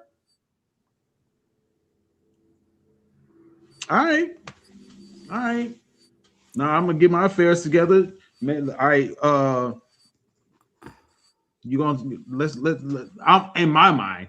Let's get this posting up, because you're gonna end up cheating on me. I think, because in order for you to continuously hang around somebody that is not a reflection of you, you have to be a part of that. No. Me personally, I'm not in the streets. Spaces is not in the streets. I'm not going to be seen hanging around somebody that's in the streets. So no. Heck no. However, if I see my homie out, this ain't my business, bro. Double standard. Okay. Yes, basically. Okay. After all that, No, just to cap it off with, hey, Watts, it ain't because of that. It's because if he saw his homeboy out with another chick and he went and told his homeboy black that eye. That's what it's about. It ain't even that. It's you know, Why you told on me, bro? Just like there's a woman code, there's a bro code. You know what I'm saying? Like if I see my homie chick out, I'm a FaceTime my homie like, hey. Now, are you gonna have a conversation with him? I understand not telling, but are you gonna have a conversation in the sense of like, bro, what are you doing? Oh, absolutely, absolutely. Especially if he has a good woman. Absolutely, 1000%. But if that woman is causing detriment to his life, it's like, bro, it's there's levels to it. I can say there's levels to it. So I'm sorry, Spacey. So you can have a conversation with him, but she can't have a conversation with the woman. Is that what you're saying? You can have a conversation with your homeboy to correct him for if he has a good woman at home, but the woman can't have a conversation with her friend about having a good man at home. That doesn't make any sense. No, that's not the conversation. That's not the way the conversation was presented. The conversation in the car in the video was, I'm still going to hang around with her. And you can, from what I maybe we need to run the video again. She was saying, I'm still going to hang around with her. I can't hang around with her because she's cheating and I'm faithful to you. No, you can't hang around with her. So if the conversation is, we are married and I'm telling her that she needs to, and my wife is telling her friend that she needs to stop cheating on her husband, that's a different conversation. Then I'm still going to go out to the whatever event with my friend that cheats on her husband. You see the difference? Well, that wasn't how I saw it. I saw it as that when I see he says my friend is cheating on her man and telling me not to hang out with her. Why I can't even have a conversation with my friend? I'm going to have a conversation with her because if I take my vows seriously, I'm going to have a conversation with my friend because your character.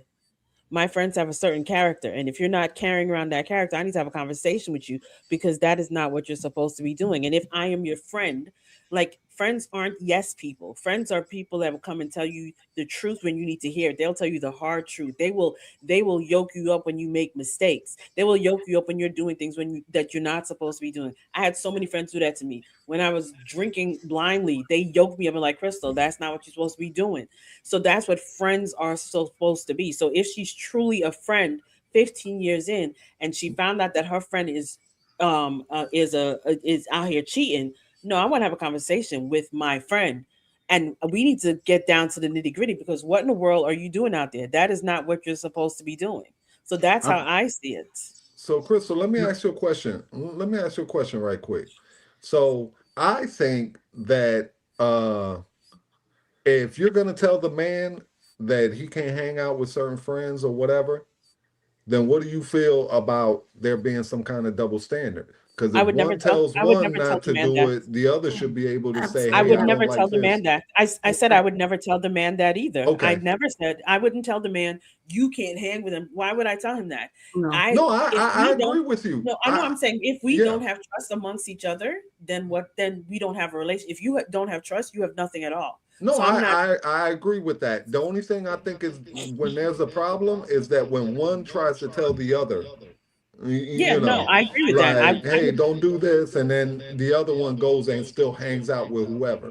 No, I wouldn't do that. Yeah. I believe in it being. I don't believe in the double standard, but I believe that true friendships, all of y'all, we build a big bond, a wonderful friendship, and somebody's slipping, and we've been friends for years and years.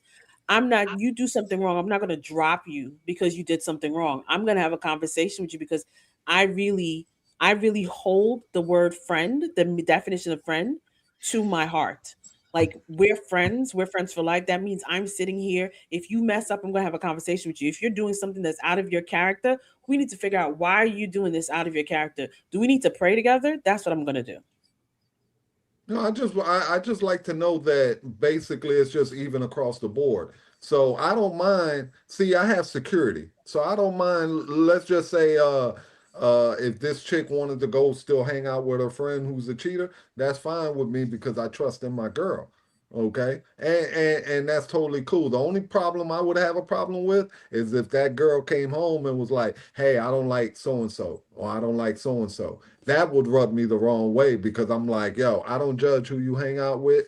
I trust in you coming home and doing the right thing. So you need to have that same amount of trust that I have in you. You need to have that in me, and that's the only thing. But outside of that, I really don't care who she hang out with because if I pick her to be my girl, that means I have some kind of trust in her. Why would you hang around somebody that doesn't reflect the life that you live? Hey man, I've been in a room full of drug dealers. I don't sell drugs.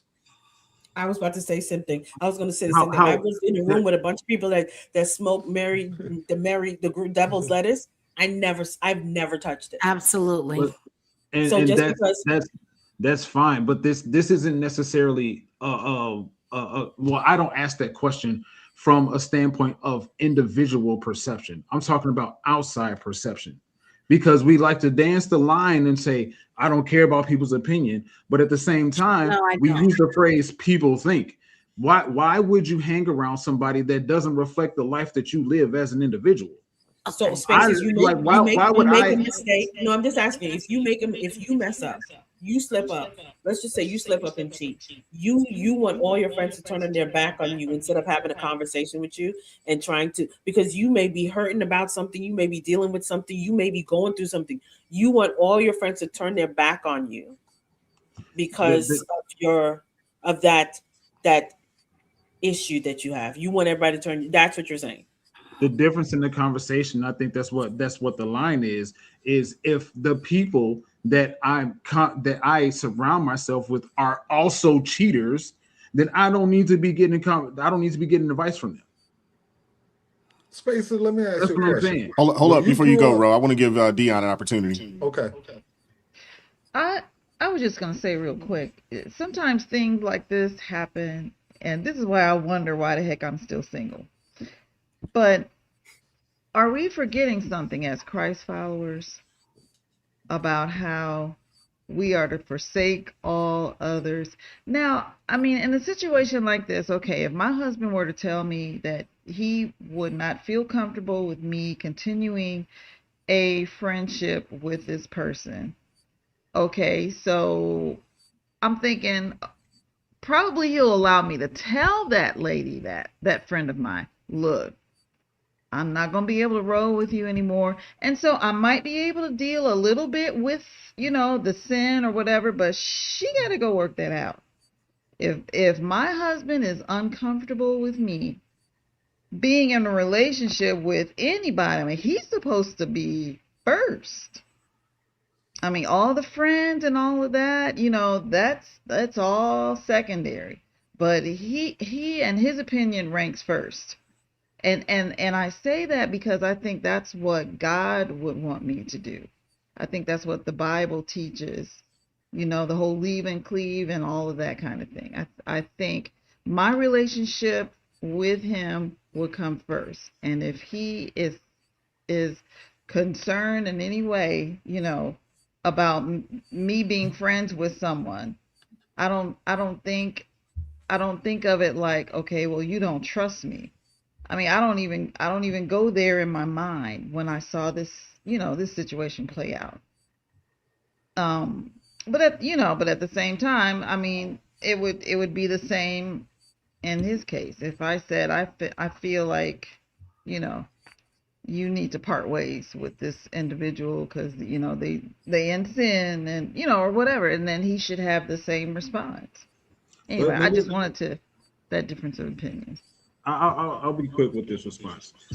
Me personally, Spaces, I am absolutely clueless on the legitimate advances of a woman. So if a woman is like, unless she's 100% throwing herself at me, I am completely oblivious to like she's flirting with me, or if she's like trying to get with me, or whatever the case. How do you ever So get in that some? sense, I've had it multiple times in my past where a woman came to me and was like, she's flirting with you.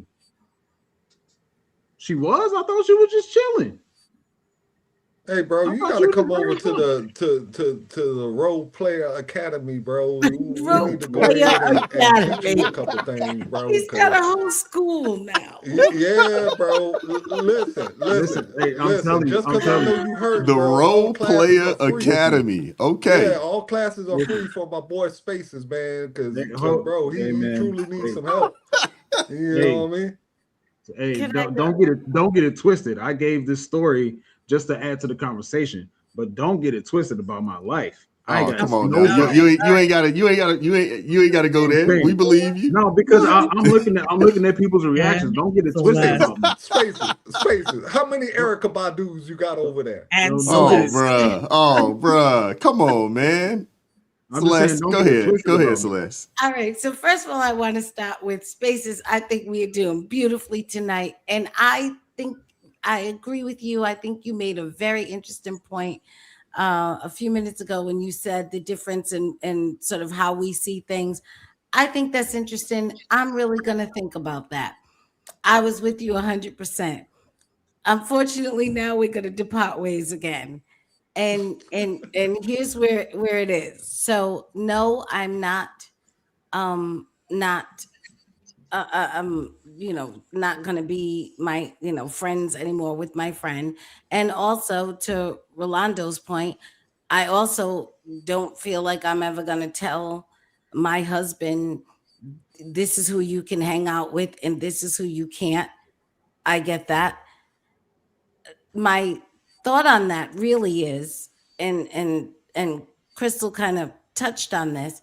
My thought on that is the likelihood is that relationship between me and my friend, if that's what my friend is doing, is going to devolve anyways because I will have completely lost respect for this person. And on my own, it's going to be difficult for me to continue in the same manner with someone I no longer have respect for. But I don't think I would ever have a husband that would be concerned about me and the birds of a feather type of situation because it is nearly impossible to influence me. He will know how difficult it is for him to influence me. He will have seen how difficult it was for anybody else around me to ever influence me. So I don't think I would have somebody who would be worried that just because I was standing next to a person, I mean, I don't think cheating is like the flu. You can't catch it. It's a decision you have to make. I don't think I'm going to have a husband that's going to be worried that there's somebody that because they were standing next to me can influence me because my husband will be completely aware of the fact of how willing I am to be the only person who will stand against the grain if it's something I really believe I'm going to stand for. So that's not going to be a consideration. He's not going to say, well, your friend wears short skirts, so now you are. Or your False friend goes to equivalency. this type of places, so now you do. Because I'm somebody, and all my friends know that. They can do a whole bunch of stuff. That don't mean I do it. That False equivalency, Miss Celeste. that doesn't mean it at all. But I do think to a certain extent her husband in the video probably came at her a little wrong. I think if he had used Dion's tactic and said, this makes me uncomfortable, that's a much more reasonable approach because I certainly don't want to do things that make my husband uncomfortable. But I would kind of wonder why he was uncomfortable because again, I am not somebody who's weak-minded or so at all influenced that just being around someone can make me do their way. And to your question about why you would want to be around someone who doesn't have your values. Well, the truth of the matter is, most people don't totally share your values. This could be somebody who's very intellectual. They could be very funny. They could have 1,000 other qualities that you enjoy that don't have to be about their cheating. And so, Crystal gave a good point. You may know somebody who smokes weed. I don't smoke that, never have no intentions on it. But that doesn't mean that that's not somebody. If they called me up on a Saturday and said, hey, let's go to lunch, sure, I'll go to lunch. I assume we won't be smoking in the public place. So that's, that's fine. I'm not, I don't need you to be everything I am. I need you to respect that I will be making my own choices. I will respect that you're making your own choices. And I hope you'll make choices that I can respect, because I think once we cross that line where you're living a life that I totally can't respect, at that point, you don't even have to tell me not to be friends with that person. That relationship is going to devolve. It's false equivalencies through all of that, Miss Celeste. No, Can I no, just point let's out real quick, face real it. quick? I just want to say this real quick. Let me just say this real quick. If my parents did what Spaces is talking about, they wouldn't have helped saved 3 or 4 marriages, because they're the people that they were friends with that they knew cheated on their spouse or was thinking about stepping out on their spouse, and my parents remained, and they were a testimony, and they helped counsel them and help work through, and these people are still married now 40 plus years, because my parents didn't just turn their back on them. So that's all I'm saying. I don't want you talking to this person anymore. Yet, have I ever given you a reason to think that I'm cheating on you? No. So what is the problem? Do you trust me or not? That's what I'm talking about. If we have true, and my parents, these are friends that my parents have known since they were kids. So this is what I'm talking about. To just turn your back on somebody that you call a friend in a time of need, a time of hardship, a time where you don't know what's going on and why this person is even doing that, just because that's your insecurity. That's what it comes down to. If you are scared that I'm going to cheat because you saw her cheating, that's your insecurity, and that's showing your insecurity, because you should have some trust in me to know that I wouldn't do that to you. I stand on our vows, and I see some. I'm just saying this because I see some people saying, as a Christian, shouldn't we walk away from people that are sinning? And I'm like, no, because Jesus never walked away from us when we sinned. So we don't just turn our back on somebody because they mess up. We seek God's guidance, but we can be a counselor to them. That's all I'm saying. It's so crazy how like hold on. Before you go, Dion wanted to go because she got an echo, so she can't just kind of jump in there. Oh, that's why. I'm like, what? Yeah, Okay. you brought the echo. I got it. Is it echoing now? Mm-hmm. Dang. Okay. I'll just say them real quick. I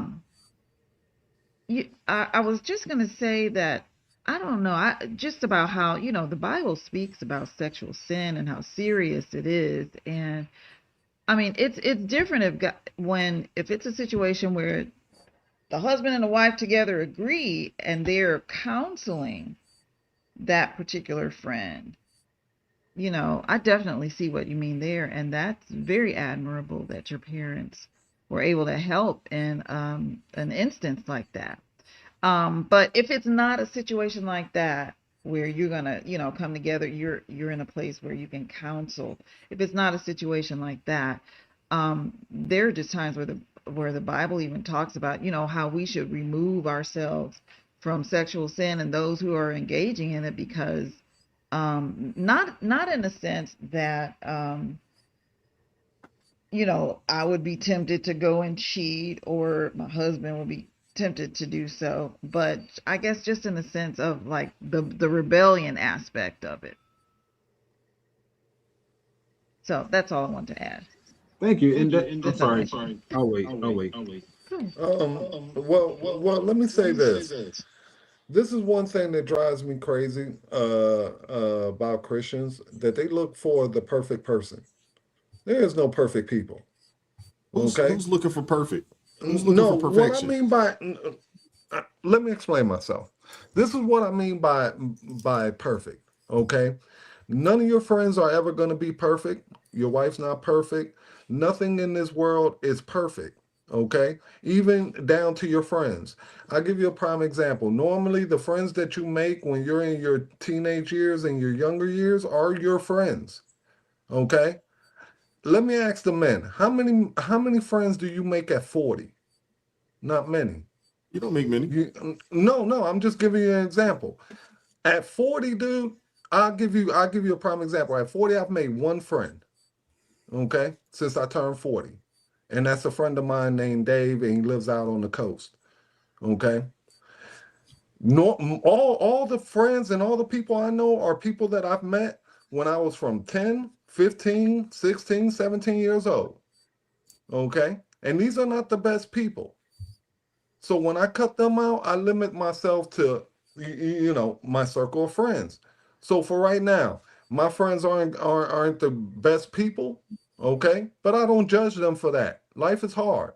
And even if you want to look at it from a Christian aspect, okay, when Jesus sacrificed himself on the cross, who he got sacrificed with? 2 saints? No. It was a thief and something else. Okay? Nobody's perfect.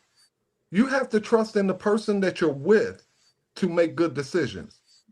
All right? And like Celeste said, if she doesn't like her morally, it's on Celeste to cut that off.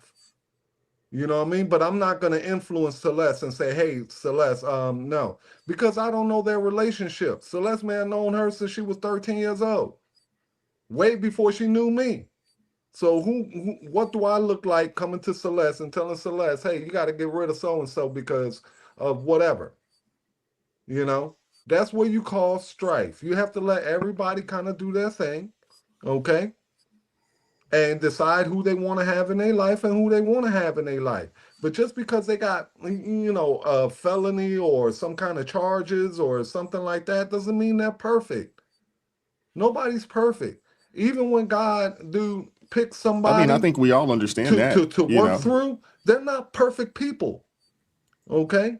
No matter, dude, like for example, I believe people like MLK, Malcolm X, Trump, certain figures, God works through them. Are these perfect people? No, they're not. No. MLK stepped out on his wife. Trump has all his allegations and everything else, and he's kind of he could be kind of a butthead or whatever. People say, oh, he could talk nicer and all that kind of stuff. Malcolm X was not a great person either. Malcolm X, before he became Malcolm X, was red. And people forget what red was like. Detroit Red. Okay, look it up. So these are not perfect people. And we need to stop acting and stop looking for these perfect people. They don't exist. God only makes people, and people are flawed. Okay? So accept it for that. I don't know I'm how just we got saying, on people are flawed. Stop looking for absolutely. perfection. Absolutely. But hey, Spaces, I'm not gonna let you go. We're going on 12 o'clock, bro. I'm tired, bro. I'm tired, boss. I'll just be super quick. It's like, is he the leader or is he not? Is he supposed to be is he supposed to be the head of your life or not? Is he supposed to have discernment for the life of the future of the family as it pertains to how the people you surround yourself with? But or Spaces, not? you're the head of the family, not the dictator of the family, bro. What? Nope. You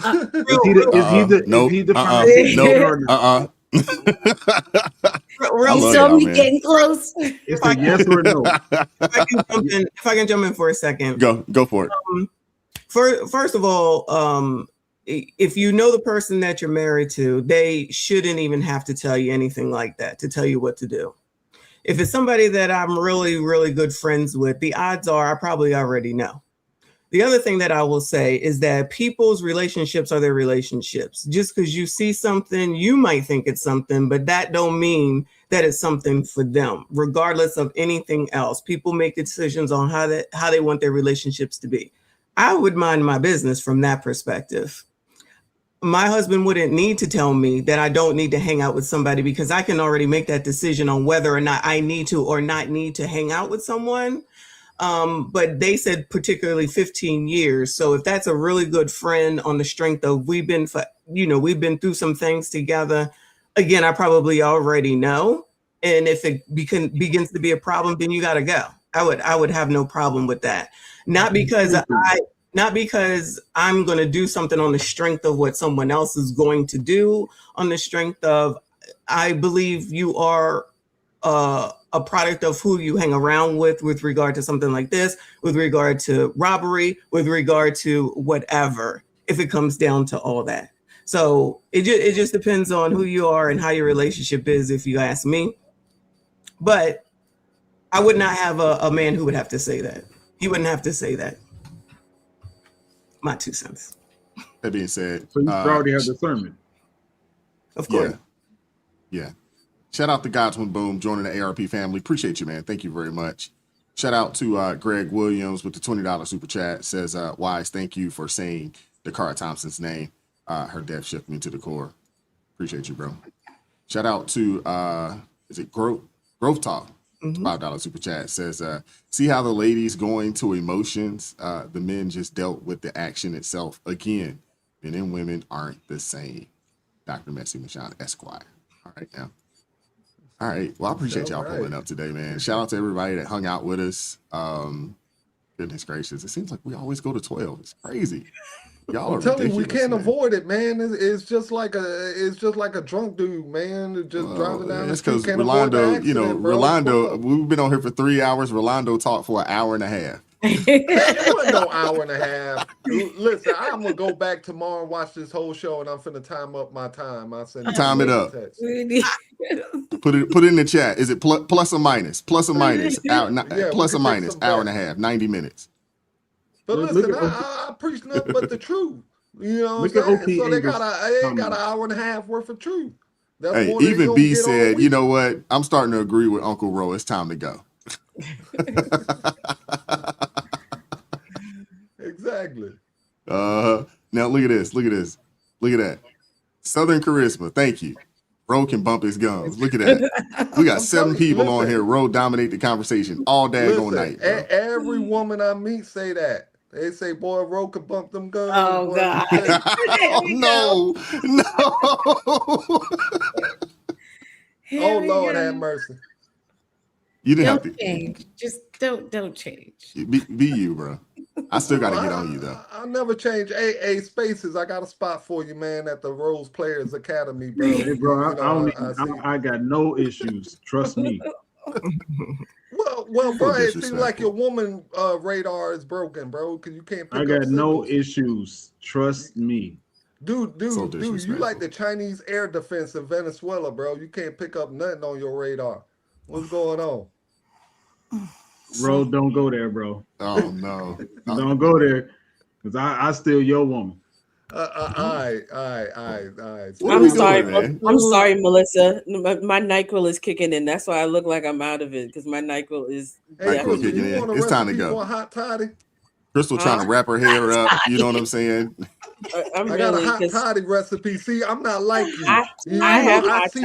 Look. I see you're in a bad position, and I offer you a recipe. You saw I was in a bad position. I still ain't getting no oxtail recipe. You see how you do me? But I tell you to go to my. And Did I'm you go to willing my to channel? send you- Wait. Pause. Did you go to my channel and watch the video that I told you to watch?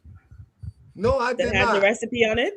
Oh, No, okay, I did then. not. I That's gave you because- instructions. You chose not to do it. That's not No, my that's fault. because somebody told me that you did it in Trinidadian. I don't speak Trinidadian. I You know what I I'm only saying? speak English. I don't know if you're Oh, talking about I okay. only speak English. Okay. Wise. See, they lying to me in the chat. They be lying to me in Wise. the chat. Where's Yes. AT when you need him? I know, seriously. Where's Seriously. I just gave one example. Don't run with it. Oh man, thank you guys for pulling up today. I hope you guys enjoyed the late shift. It was actually pretty good today, and we had a lot of folks hang out with us pretty much all day. I'm sorry, I did not mean for us to go to 12 o'clock, but shout out to Rolando. I get the blame. Shout out to Rolando. Spaces was the one who took up the show today. He was The the star. consensus in the chat is you, bruh. Rolando. We got to did put not a we got to put a poll Oh, up for man. next week. We're gonna put a poll up for next week, okay? Listen, I think the chat is starting not to be able to tell me and Spaces alike. Oh, no, they can tell the you know, difference. apart. They just They like know the these two difference. dudes. Nah, they are called too you light. common. They called him ludicrous. Yes. Well, they both light skinned. We getting It's out of all here, right. man. I appreciate you guys pulling up today, man. We'll be back next week, 9 o'clock, late shift next week, Wednesday, man. Y'all take care, man. We'll see y'all on Friday for ARP in the morning, man. Come hang out with us. Oh, Come check us Wise, I out, meant man. to tell you. Hold on. I meant to tell you. I also sent email to the local strip club for sponsorship. So if they come through, Did You you know what I'm really saying? stop that when I'm trying to go to bed? And I just told you one listen. night We ago. can make a lot of money, but it's all gonna be in ones. Please don't. This I channel just want to is throw about that out common there. sense. W. Phillips. Please don't listen to Ro. This is a channel of common sense, not I'm telling you, I foolishness. know the guy from Cleo's. I'm telling you, he's gonna hook us up. I'll get with you on that. Cleo's. We getting out of here. We getting out of here. Y'all take care, man. God bless y'all, man. We out. Peace. It's the late shift crew. You already know. Handling this, stacking chips, money flow. It is what it is. Don't play with me. I'm on time, but it's the late shift. See.